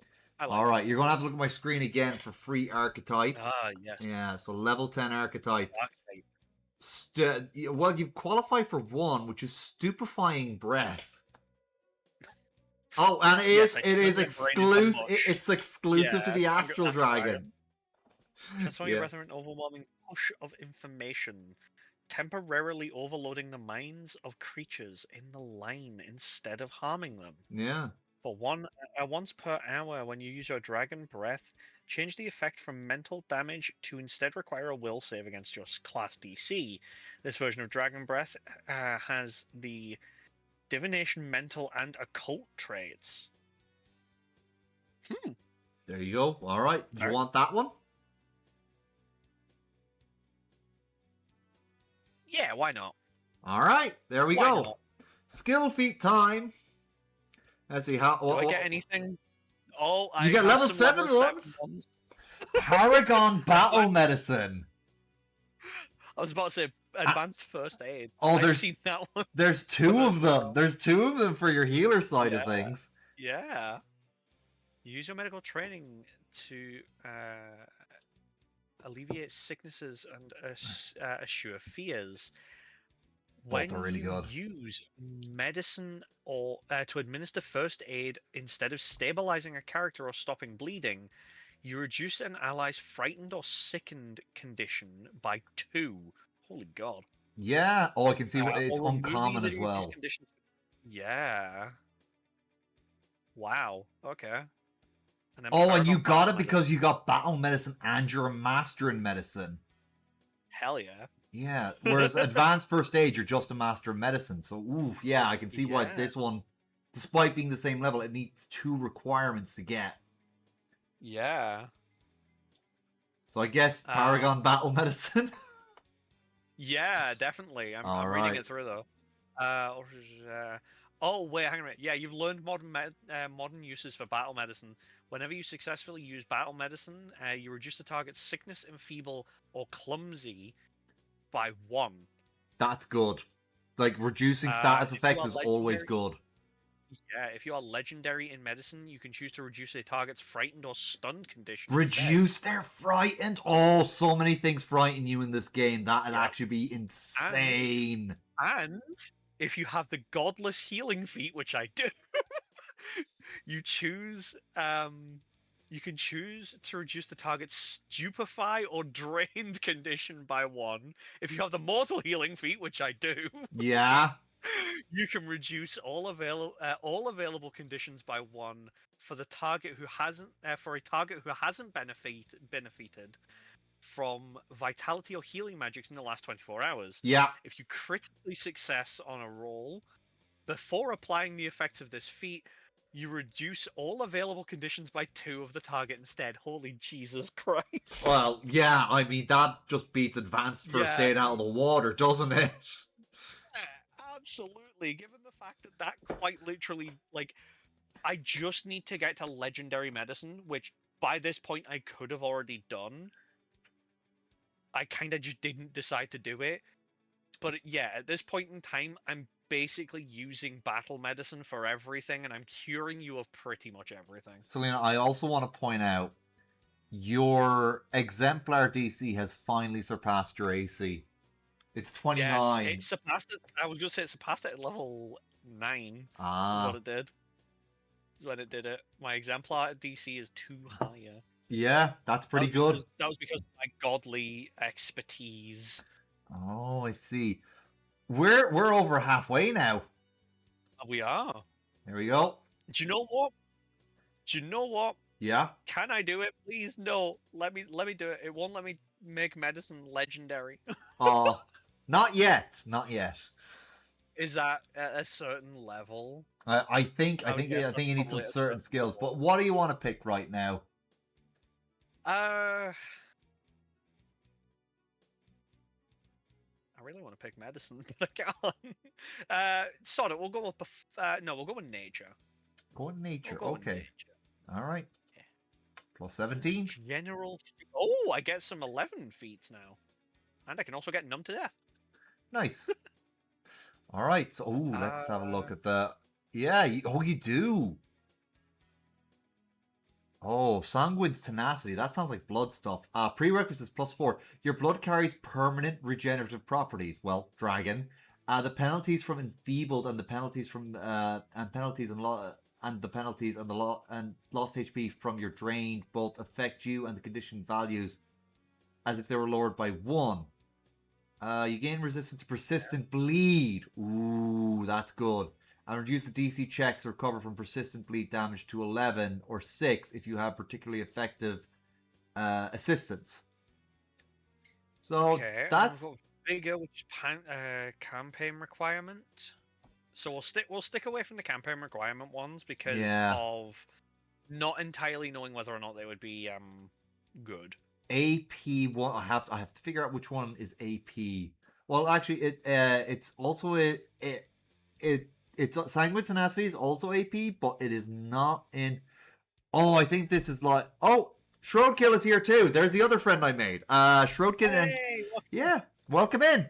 Shroudkill and Shino are a couple as well. So yeah, we might get them on. We might get them on at the same time as well. Like we will with Palm Tree and Copper. Keep the theming. But we'll see. We'll see. All right. So. Fair enough, indeed. Yeah. So so which one? Yeah, we'll go with Sanguine Tenacity. We'll go with Sanguine Tenacity. Yeah, it's a little bit of. Why not? Why not just be tenacious? Yeah, why not be tenacious? You are like to quote that one James Bond actor in Hot Fuzz. You are a tenacious one. I think that's how he said the line. I'm paraphrasing at the very least. All right. Class feat. Let's see what we got at level 12. Oh, you've got 1, 2, 3, 4 options. I like all 4 of the names. Compliant Gold, Extract Valve, Non-Violence. That sounds like you're forcing someone to just surrender. Rapid Spark and Warped by Rage. Have you ever seen... This is a character concept I want to make for a different, like a D&D game that I'm going to be playing in, but potentially even a Pathfinder game if I can do it. Yeah. A monk/healer kind of character who, instead of hurting people by punching them, they don't do damage by punching them. They just make you feel like you've been punched all over the place and make you basically fall over with fatigue. But never actually do any damage to you. I'm just imagining a reverse version of Kenshiro from Fist of the North Star. Just like you're no longer your life is extended by 3 years. Like what?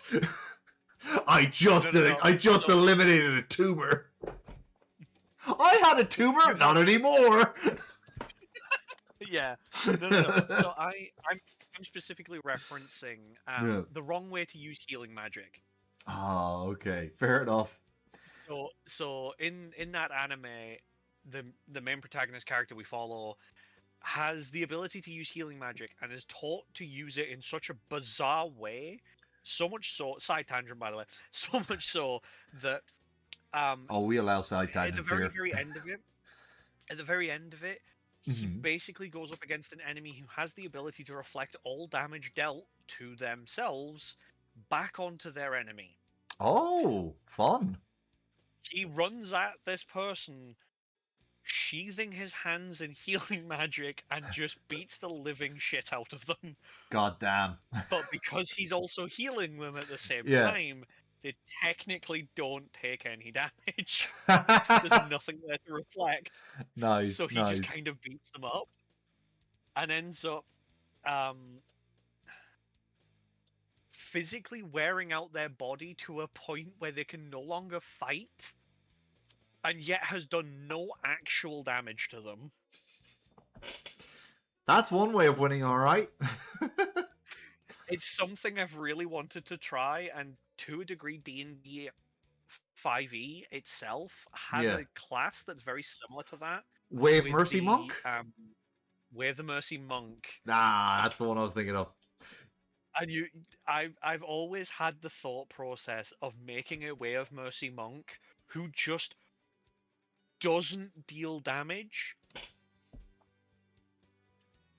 and Yeah. just punches people, and like I'd have to make an entire system if I was going to do that, though, to basically this is the equivalent amount of damage that they would have taken. Does that then cause them to exceed the amount of hit points that they have, that they just collapse on the floor? Yeah. Oh, let's just open up. Oh. Yeah. Oh, so because extracting that vow of non-violence actually works on the weapons, though. Okay, so it's an object that you threaten or entice, making it swear not to hurt you. That is very much like that's very Norse mythology, if I'm going to be honest. Also some Asian mythologies too. Yeah. Rapid Spark. Yeah, Rapid Spark sounds pretty awesome. Oh, yeah, your trigger, your turn begins frequency once per day. Your spark shifts to where it needs to be. Your shift is eminence. I believe that is one of your free level 1 feats from becoming an exemplar. Oh. Your spark is actually quite important to how an exemplar plays. I would actually recommend Ugaton's video on the exemplar to get more details on that. Yeah. King Ugaton, like, he's such a good he did such good Pathfinder videos, but sadly he hasn't had the time to make more of them, and I'm just like, oh, your videos are so good, why are more people not watching this? But you know, that's how the dice roll sometimes. Oh, I see. Okay. Yeah. So I can spark transference once each turn, Yeah. but basically spark transferencing basically means that I add spirit damage onto all of my attacks. That's pretty awesome. But Yeah. In the case of rapid spark, Yeah. it would mean I would spark transference instantly. That's awesome. That is awesome. Which like doubles the damage that I do, by the sounds of it. But Yeah. I'd need to read in more. No offense. Yeah. Let's have a look. What's warped by rage? Warped by rage. Rage courses through your body, transforming you into a beast of battle. Oh my god, this is literally, yeah. Because I can do this. You're affected by a 4th rank enlarge spell. You can choose to forgo this effect when your body icon becomes empowered, which technically my rings can become empowered. Your body warps beyond recognition into a powerful one-eyed form. Oh, I just become a Cyclops. Awesome. You're affected. No, you're the Eye of Sauron. You become the Eye of Sauron. I become Calamite from Dark Souls, the one-eyed Calamity Dragon. There you go. There you go. You're affected by the 4th rank enlarge spell and the 6th rank Moon Frenzy spell. So you don't need it. You don't need to change your dragon size. Then you've got this. Yeah. If your icon becomes empowered again, you can extend the duration until the end of your next turn. So essentially, I could keep that going forever. Yeah, you could. Because I can do that once per turn. I can empower one of my things once per turn. And transference only means that I empower something else different each turn. Sounds good. If I'm just empowering it, it's just a free action. Yeah, no, we're gonna go warped by rage. Warped by rage. Let's fucking go. I'm gonna go warped by rage. Yeah. Because that's gonna be awesome. Free archetype one. Here we go. All right, so over to the archetype class. Let's have a look at what's that level 12. Oh yes. Magic resistance. Oh, you want magic resistance right now? Okay. No. I'm just seeing it. Oh yeah. Yo, +1 bonus to status bonus. Every +1 matters. Every +1 matters. Or mental static aura. Although lingering lingering breath puddles when you, is yeah, very good, yeah, especially since you've extended your breath. Okay, I can extend my breath. I can cause people to become confused with my breath. I just breathe minty freshness at people, Yeah, there you and go. then I leave puddles of minty freshness on the floor. Yeah. What the hell is this breath? Yep. What is this breath? Oh my god, Whatever the what is fuck you mental want it to be. static aura? Uh, wow, Astral Dragons get a lot of exclusives in the Draconic Ravager. Mm. You surround yourself in the aura of mental static, painfully assaulting the minds of nearby creatures. Any creature that ends its turn within 10 feet of you takes 3d6 mental damage. With a basic will save against your class at 16th level, the damage increases to 46. At 20th level, the damage increases to 5d6. You can turn this aura on or off using a single action, which has the concentrated. Now this it also says any minds of any nearby creatures. You have to be careful. You Yeah, have I'd to be have to be careful with careful this with one. that. It's We'll go amazing. with lingering. We'll All go right. with lingering breath for the now. I'll Yeah. probably take mental static aura later, but yeah, no, that's hilarious. All right. So now for another skill feat. Let's see how high level you can go with this. It should be 12, 7 but still. 7 still. Okay. Still Okay. 7 still. Oh, but I what's don't. temperature adjustment? That's new. Oh, I see. Yeah, yeah. Access specific Oh regional god, yeah. origin. You come from space. That's specific enough. Yeah. You learn I come temperature. from space. It's fine. Space. Shpoi. Yeah. Oh dear god. All right. So. Oh, when you prepare elemental medicine, hello, you can alter environmental effects on the recipient's body. If you've created a hot elemental medicine, the recipient ignores the effects of the severe cold while this medicine lasts. If you Okay, create, so I can make a mental one then, yeah, and people can stand in the breath of minty freshness. they can, yeah. Do you want that one then, or do you want advanced first aid? No. Sorry, I can't hear you through the laughter.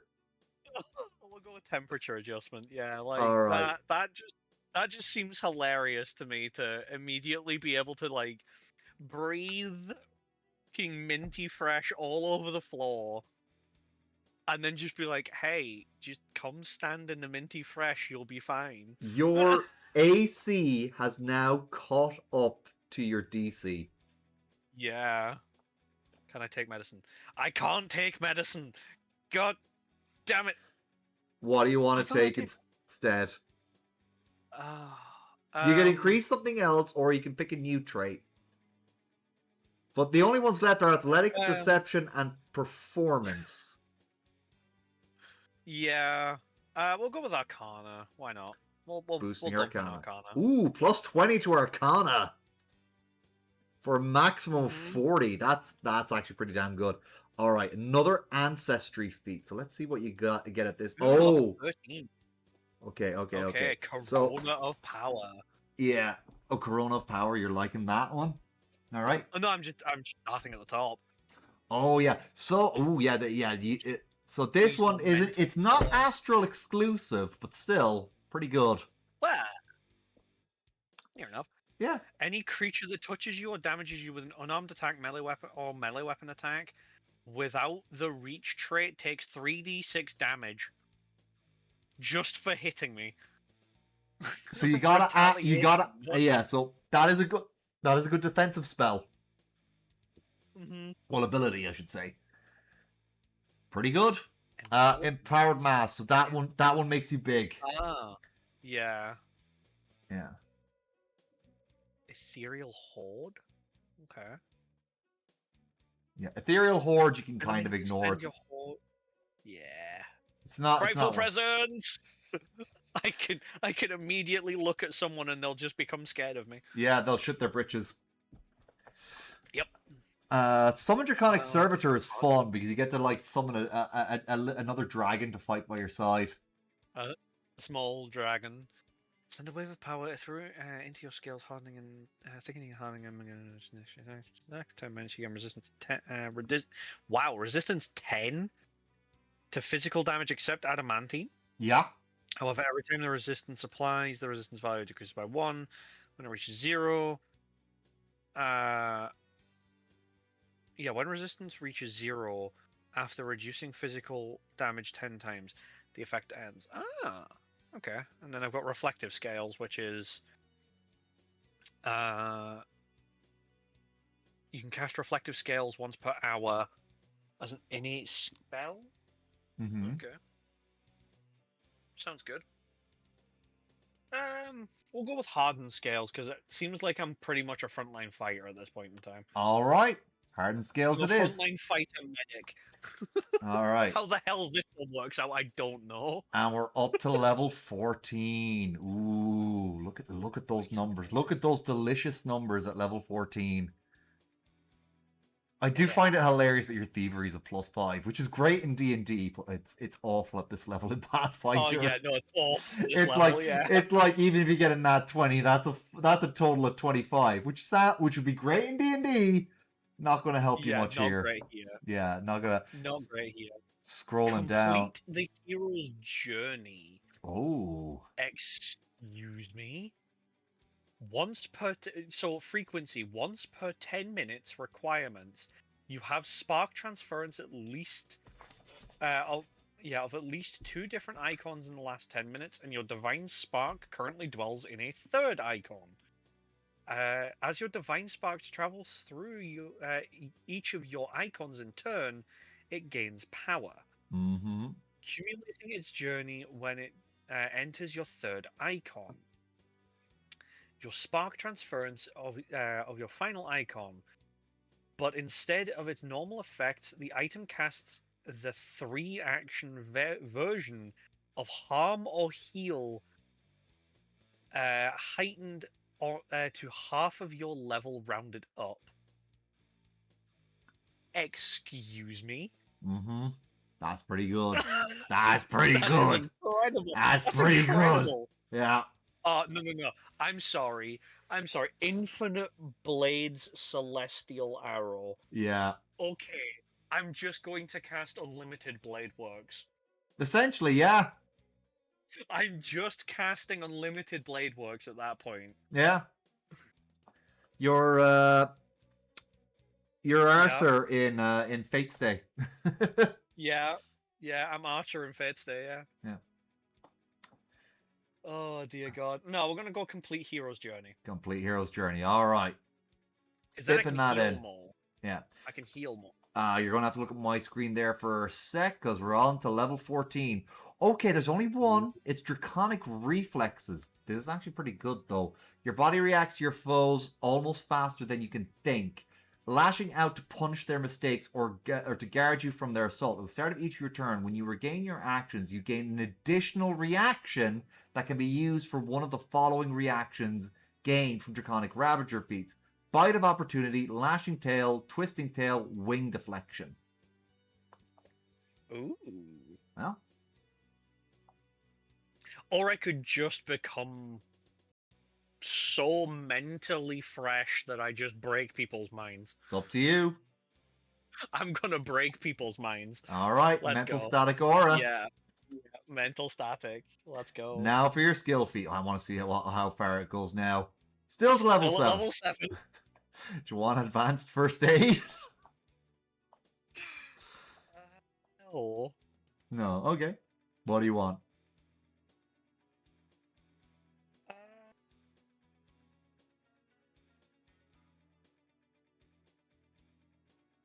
Oh, no, we'll go Ward Medic.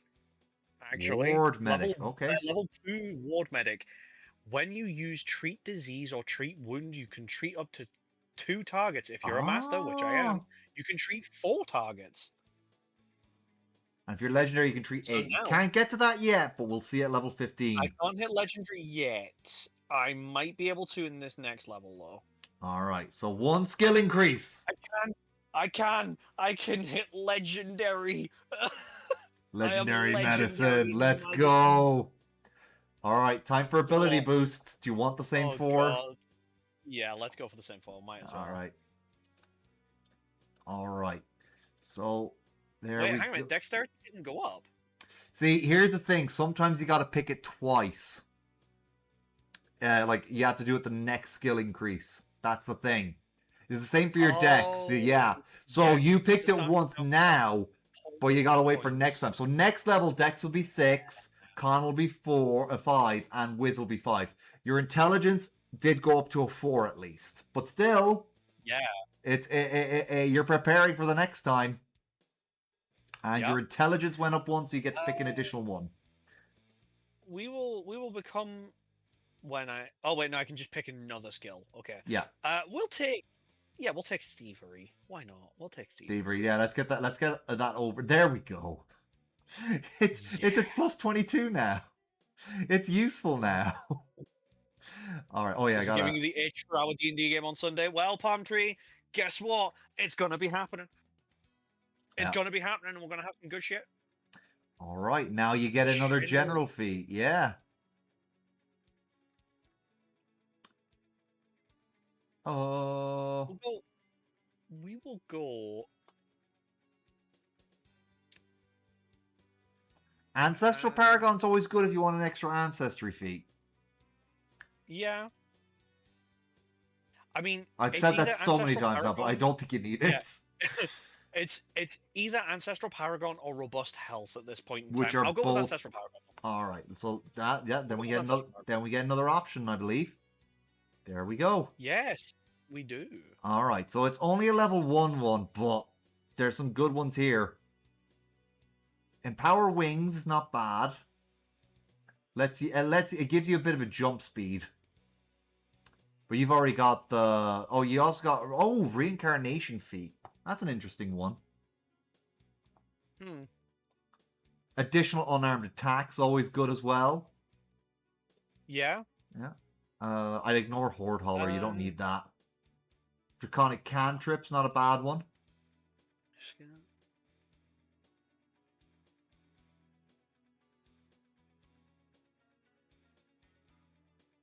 +4 item bonus to AC with a dexterity cap of +1.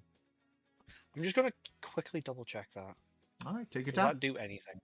No, that does nothing. Okay. I thought Sturdy Scales might do something for me. Yeah, but at this level, I don't think so. No, it doesn't. So, I will take... Because I don't think that technically I've got Draconic Breath at this point in time. You do. Oh, wait, no. You do. I do, but it doesn't appear on mine because I don't have the extra heritage stuff. Yeah, Okay. but you did already get it as well, thanks to another feat. So yeah.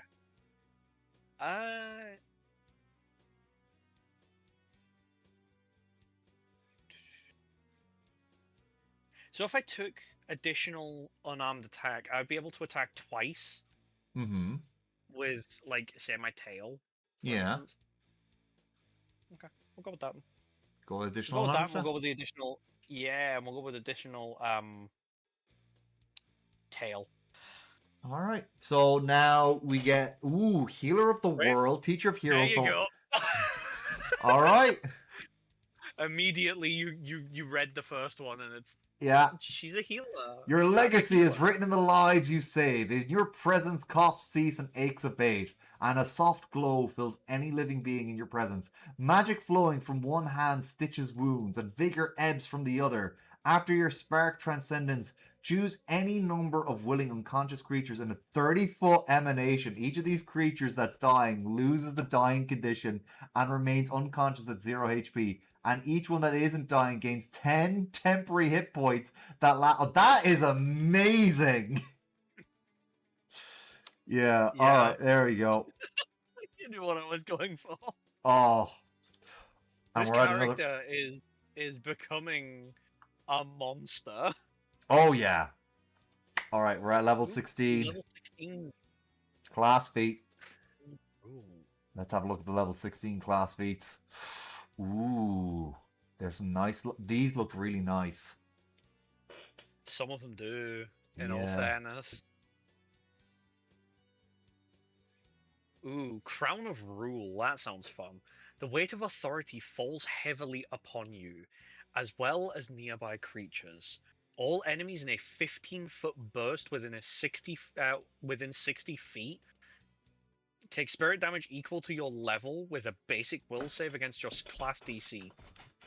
Any enemy that fails the save must immediately kneel, dropping prone as a free action. Oh, wow. Yeah, that's pretty powerful. That the one you want? Hang on a minute. Oh, I'm not imbued with a body icon. God damn, that would be so good. Oh, yeah. I guess you got... Let's see what the other ones are. So, Gift of the Immortal Herb. Also body Yeah, icon. like, Okay, we're moving on. yeah, Uh, that's what I'm saying. Mark of the Sage. Worn icon. You have those bangles. Yeah. You declare an enemy within 60 feet of you to be a heroic test. For 1 minute, that enemy deals an additional 10 spirit damage to you with Oh, each successful strike or spell that targets you with it. okay. Whenever the enemy deals spirit damage to you, each ally who has the enemy in melee range may attempt a reactive strike against it. Okay. Even if the ally doesn't normally have that reaction, if an ally successfully slays the enemy with a reactive strike due to this effect, the ally immediately gains temporary hit points equal to your level, which persist for a minute. All right. We can have a look at Shroud of Yeah, okay. Ghosts. Yeah. Another worn icon. Okay. You Skirt the skirt into underworld. the world of the dead. Okay. Yeah. Starting off good already. Yeah. Becoming invisible for a round and then fly up to your speed. Each enemy adjacent to you at any point during this movement must succeed on a fortitude save against your class DC, or be blinded for a minute, or permanently on a critical failure. Ooh. Christ. Each creature blinded by this effect, the duration of the granted invisibility extends by 1 round. Undead and other creatures with strong ties to the world of the dead, such as psychopomps, are immune to this effect. Fair enough. Then the last one, Strike, Rivers, and Seas Winds. Oh, this one's free. You don't need a prerequisite for this one. Yeah. Huh. Through sheer physical force, you can wrestle a river, lasso the winds, and punch a hole through a molten core of a planet. I mean, yeah, probably could at this point in time. Yeah, you could. Or create other elemental disturbances via nothing but your own strength. Dear God, this character, I might as well just name this character Rose at this point in time. You can create each of the following spell effects listed by rank, but you cannot create effects more than once per hour. You can't perform a given effect more than once per day.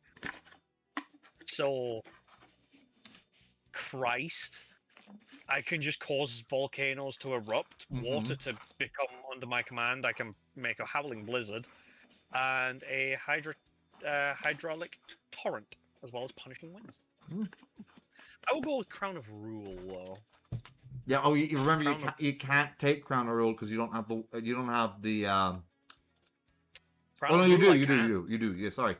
I have the I can Worn use or the body base. icon. Yeah. Oh, there we go. Sorry. It's Gift of the Immortal Herb, the one that I actually probably would have wanted, Ah. because that allows me to heal people. All right. But still. Okay. So yeah, we'll go. You got 3 awesome. Well, Ravager's Wings. I know you can already fly, but this one's real good. Yes. Basically, you're able to fly whenever you want. No need for any reactions or anything like that. Okay. Yeah. Aura of Fear. You magically build out in a fear, creating a 30-foot aura that scares all those who dare come close. Any foe that enters the aura must attempt a will save against your class DC or become frightened 1 or frightened 2 on a critical failure. It then becomes temporarily immune for 24 hours. And the last one, Scintillating Aura. Oh, you can't get that one because that's for a crystal dragon. So, do you want to scare people or do you want to fly for free? Fly for free. That All right. definitely sounds better. Yeah. I And now if have you like and if you had picked any of the flying options before, you could retrain them. I which know I this. didn't, so that's Yeah. I only bring it up because that's what I did for my boy Beer that I mentioned earlier. ah Yeah. Yeah. yes. Oh, legendary medic. Medic. I think You this is. discover medical breakthroughs or techniques that achieve marvelous results. Or miraculous results, sorry. Mm. Once per day, for each target, you can spend an hour treating that target and attempting a medicine check. To remove a disease or the blinded, deafened, doomed, or drained condition, use the DC of the disease or of the spell or effect that created the condition. If the effect source is an artifact above 20th level or similarly powerful, Mm. increase the DC by 10. I can quite literally just stop you being doomed, apparently? Yeah. Yeah. Damn! He's just like, Hell yeah, ah. let's go. He just imagine evil wizard, your fate is sealed, princess. And then he's just like a really good doctor comes up, is like, yeah, no, not a problem anymore. What kind of magic Yeah, did you use? Not magic, medicine. The fuck? It wasn't a disease. It was a curse. Yes, but I'm so good at medicine, I can remove curses. Bullshit. I am a dragon that can punch your soul out of your body, beat you into the astral fucking sea, and I can cure curses. There Shut you go. the fuck. You can now you can pick to increase one of your following skills. So what one do you want to increase? Hell yeah. Let me just level up again. There we go. Oh yeah, I gotta level you up to 17 as well. There we go. Boop. Leveling up another skill. We'll go with acrobatics this time. Acrobatics. Now you're even more effective at doing the flip. Yep. All right. Ancestry feat. Let's see what you got at 17. Oh, there should be something. There should be some. You're gonna like Ride the Breath. I can tell you that right now. I'm just gonna let you read it.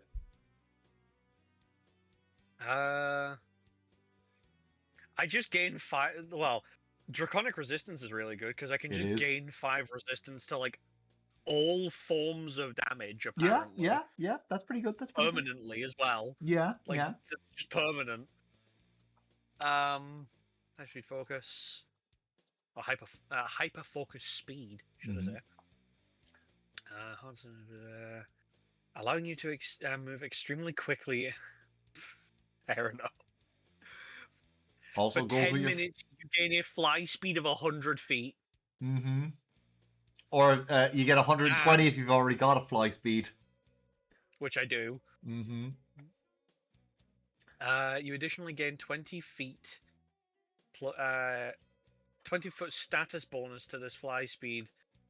For a total of 120-foot fly speed. Huh. Yeah. Effect lasts for 10 minutes. Okay. Ride the breath. Okay, here we go. Concentrate your breath into a powerful line that, and then evoke your entire body. Evoke your entire body into the energy or matter of your breath weapon, traveling along with the attack. Creatures in that line, with a length of up to 100. Jesus, 18d6. Yeah. Okay, now that's a lot of damage. Yeah. Rematerialize on the other end, and with your movement, you can still trigger reactions. Most reactions typically won't affect you while you are lightning, fire, or or it could be any of your. So you'd be a wave of mental damage doing this. I would be so fresh. Yeah. I would just be fresh along the floor. I would just leave ice along the floor at this point in time. There you Jesus go. Christ. It'd be like those old 90s American Mentos ads. Like, you're basically selling it, only you're a dragon. Yeah. How it feels to chew 5 gums slides across the floor. Yeah. Yeah, no, we'll take Ride the Breath. Fuck it. We'll I take Ride the Breath. told you. I told you it's a fucking great one. Yeah, it sounds fun. Why Yeah. not? I think everybody who picks Dragon is going to pick Ride the Breath because it's just too good. It's All right. not. It's not even the fact that it's good. It's just the fact that it's funny Yeah, to that's me. also true. All right, so Okay. you got four here. Ooh, Sunwrecker, seven colored cosmic bridges, eternity incinerating blaze, and branched tree of pain. God damn, those all sound like anime attacks. Yeah, they really do. Sunwrecker, your weapon has the might of legends, capable of shooting or striking the light out of the sky. Fits. Mm-hmm. Um, on a successful critical hit with the weapon casts rank 2 darkness centered on the attack. Mm-hmm. Awesome. Break the sun's legs. Yep, okay. That's just something that you can do apparently. Yeah, just imagine like just imagine someone like Apollo, like a sun god, and they're just like my leg. Yep, yep. You make a slashing motion over the brightest source of light. Whether it's a torch or the sun in the sky. Oh my god, an absolute amazing friend to vampires Yeah, then. yeah. A gash appears over the light source visible to all and devours the light. The entire area within 120 feet burst around you is affected by a rank 9 darkness for a minute. Oh wow, the light is then channeled into my eyes, granting me greater dark vision for the duration. Okay, that's funny. Yeah. Not that you really need it at that point. Oh, Exactly. and I also forgot to level you up, but we'll pick one of these first and then I'll level you up. Yeah, that's Seven fine. colored cosmic bridge. Sounds like another teleport. Yeah, it does. Imbued into a melee weapon again. Your weapon scatters rainbow-colored light across nearby surfaces or your nearby surroundings, each a possible destination. When you successfully strike an enemy, you can teleport to an unoccupied location within 10 feet as a free action. Hell yes. I can just go around and start steel wind striking people. Yeah, pretty much. That's fucking hilarious.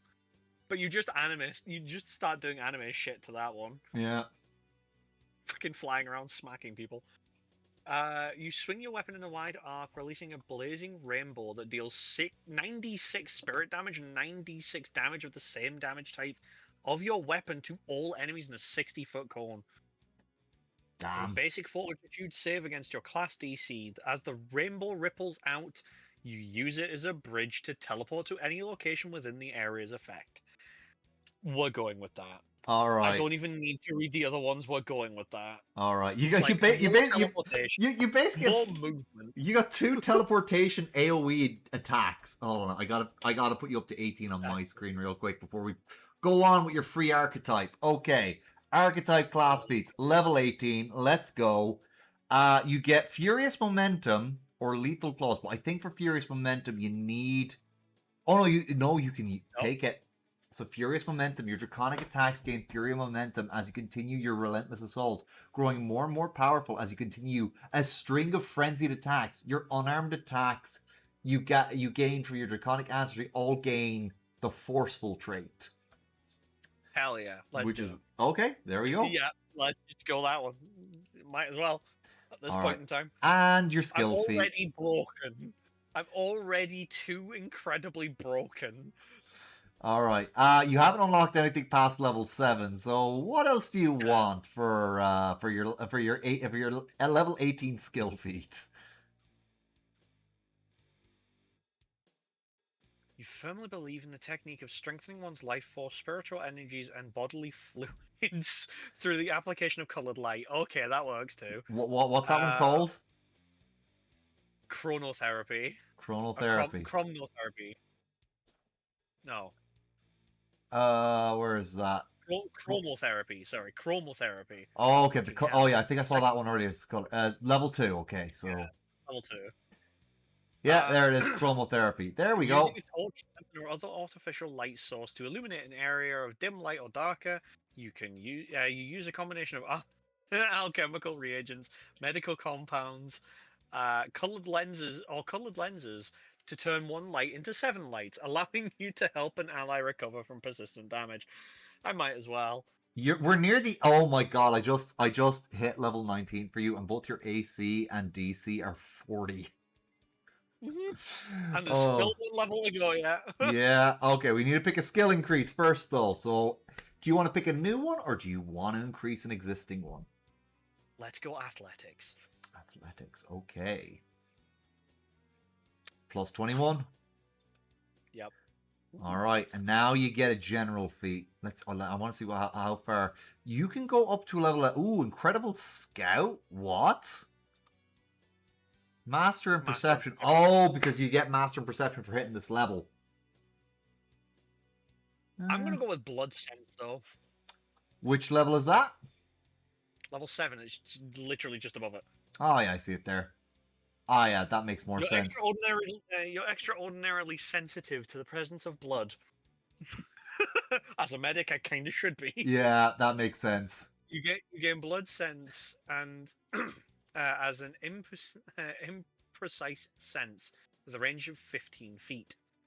This allows you to sense the presence of creatures, living or dead, that have blood. You're simultaneously or similarly able to detect the presence of fresh blood in volumes of 1 pint or more, as long as it has been no longer than 24 hours There we since go. it was removed. Here we Hell are. yeah. All right, blood set. Okay. Level 20. Here we are. 41 AC. Holy shit. Yeah. All right. So now we get your final boosts. Are we going to stick to the same no. 4? Well, today's three of them will be boosted up because they have the arrows next to them. So you will get +5 con, +5 whiz, and +6 dex. Yeah. My sadly will not go up. Yeah, so you might want to pick like maybe +1 to your strength or charisma for that last one. We will go a +1 to my charisma. Why not? All right. I will now officially have a +1 bonus in everything. There we go. There we go. All right, let me just. I can't deceive for shit and I can't perform for shit, but dear God, ask me anything else. You get a total of you can get a maximum of 21 on those and a minimum of 2. I can get a maximum of fucking 53 on any medicine check. All right, you have 2 choices for your level 20 class feat. So you can reach for immortality or cutting without blade. Your divine spark is now a bonfire in your soul, bringing you to the very cusp of undying immortality. You cease aging, which I didn't do anyway because I'm a dragon. Yeah, exactly. When you die, for any reason, you can spark transference as a free action that can be taken at any time, regardless of your current condition. You reach for your divine spark and seize it in your hand to survive at 0 hit points, purging yourself of any negative conditions. Invigorated by this return to life, you then heal yourself for half of your total hit points, stand, and immediately summon any held icons to your hand, and shift your... Oh my god, no, I have to go with something along those lines. Yeah, no, let's go for Reach for immortality. There we go. Yeah, reach for immortality. Free archetype. Let me just go down to your... Oh, okay. Oh, yeah, archetype dedication feats. Okay, so so you can take another archetype then. It'll only be like there's one that starts at level 12 at least. But you have to be worshiper for a deity for that level 12 one. So you can take another one of any level, even if you're only getting the starting bonuses for that one, just to throw on. It's up to you. Twilight Talon sounds fun. All right. Expert in deception. I guess technically you are because you took your proficiency with charisma. I technically am not actually. Oh, you're not. Okay, so you can't take that one. Let's see. What else can we take? Well, you do have a bow. Expert in at least one weapon from the bow or crossbow weapon. So technically you are. Yeah, I am. Yeah, I'm a master in the composite bow. Yeah. in this situation. Pure Legion Enforcer dedication, Swordmaster dedication. You don't have swords though. Ritualist dedication. Well, rituals are fun. Rituals are fun. Hmm. Let's have a look at the rest of them though. Yeah. See if any other ones jump out at me. Yeah. I mean, you can take something from another class if you go for, like, say, fighter dedication or something like that. Or not berserker, but barbarian. Medic. Medic. Okay, there we go. There we go. There we are. We got the medic dedication. And your last skill feat. I want to see how far can you go for this and still advanced first aid. Level. Oh my god. So, a 3 conditions a new one. You need the medic dedication for that one. But you've already got ways to get rid of all those conditions anyway. Yeah. What's grafts technician? Expert medicine. You can graft. You can create and implant grafts. When you select this feat, you gain formulas for 4 common grafts, 3rd level or lower. Oh. Oh, that's from Howl of the Wild. Oh, grafts are ways so people can get like animalistic traits and feats from Howl of the Wild. It's actually an interesting one. Do you know what? What? Do you know what? Fuck it. We'll just go with Titan Wrestler. Titan Wrestler? Okay, where's... It makes sense because you are a dragon. You should be able to do that. There you go. You're trained in athletics, so yeah, you can do this. Mm-hmm. There you go. And there's our build. There it is. So we're going to... Let's have a look at... Yeah, look at that. So we're going to go to the weapons. I want to see... You got a plus 26 to hit with your bow staff. A plus 32 to hit for your composite longbow. Okay, hang on a minute. That's wrong. Because I have a 32 to hit... Like a plus 32 to hit on my side for the bow staff. Yeah. Oh, you're still using strength. That's why. Ah, we got to change that. That's what it is. Okay. Yeah. Okay. Yeah. Yeah. I see that now. Well, yeah. I can. Wait. How do I?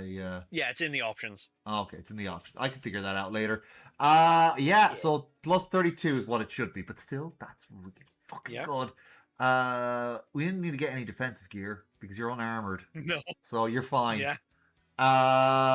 Your detail. We didn't put any details, but that's not something. Like, let's have a look at all the. Look at these feats. Holy shit! And I want to have a look at your action. Oh. Look at your actions. I have a lot of actions.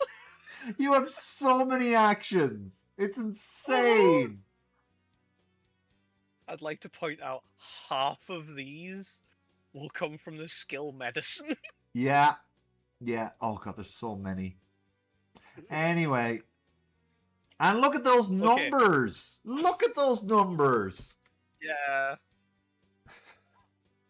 Oh dear god. Yeah.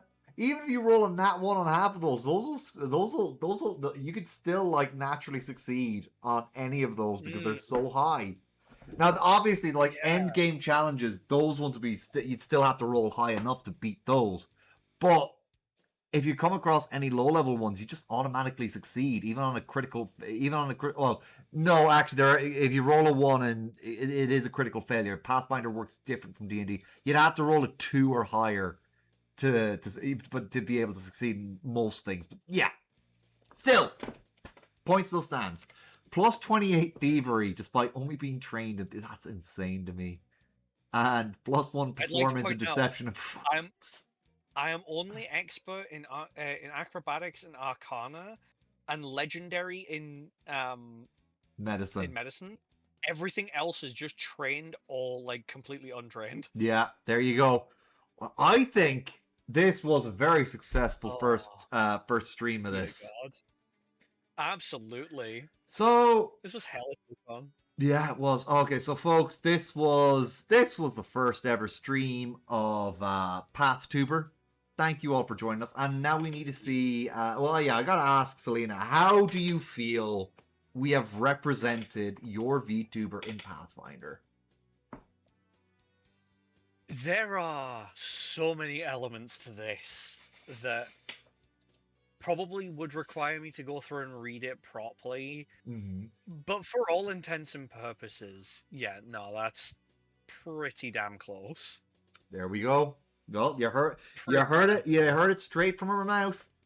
Pretty close, and that's our rating. Pretty close for for this stream.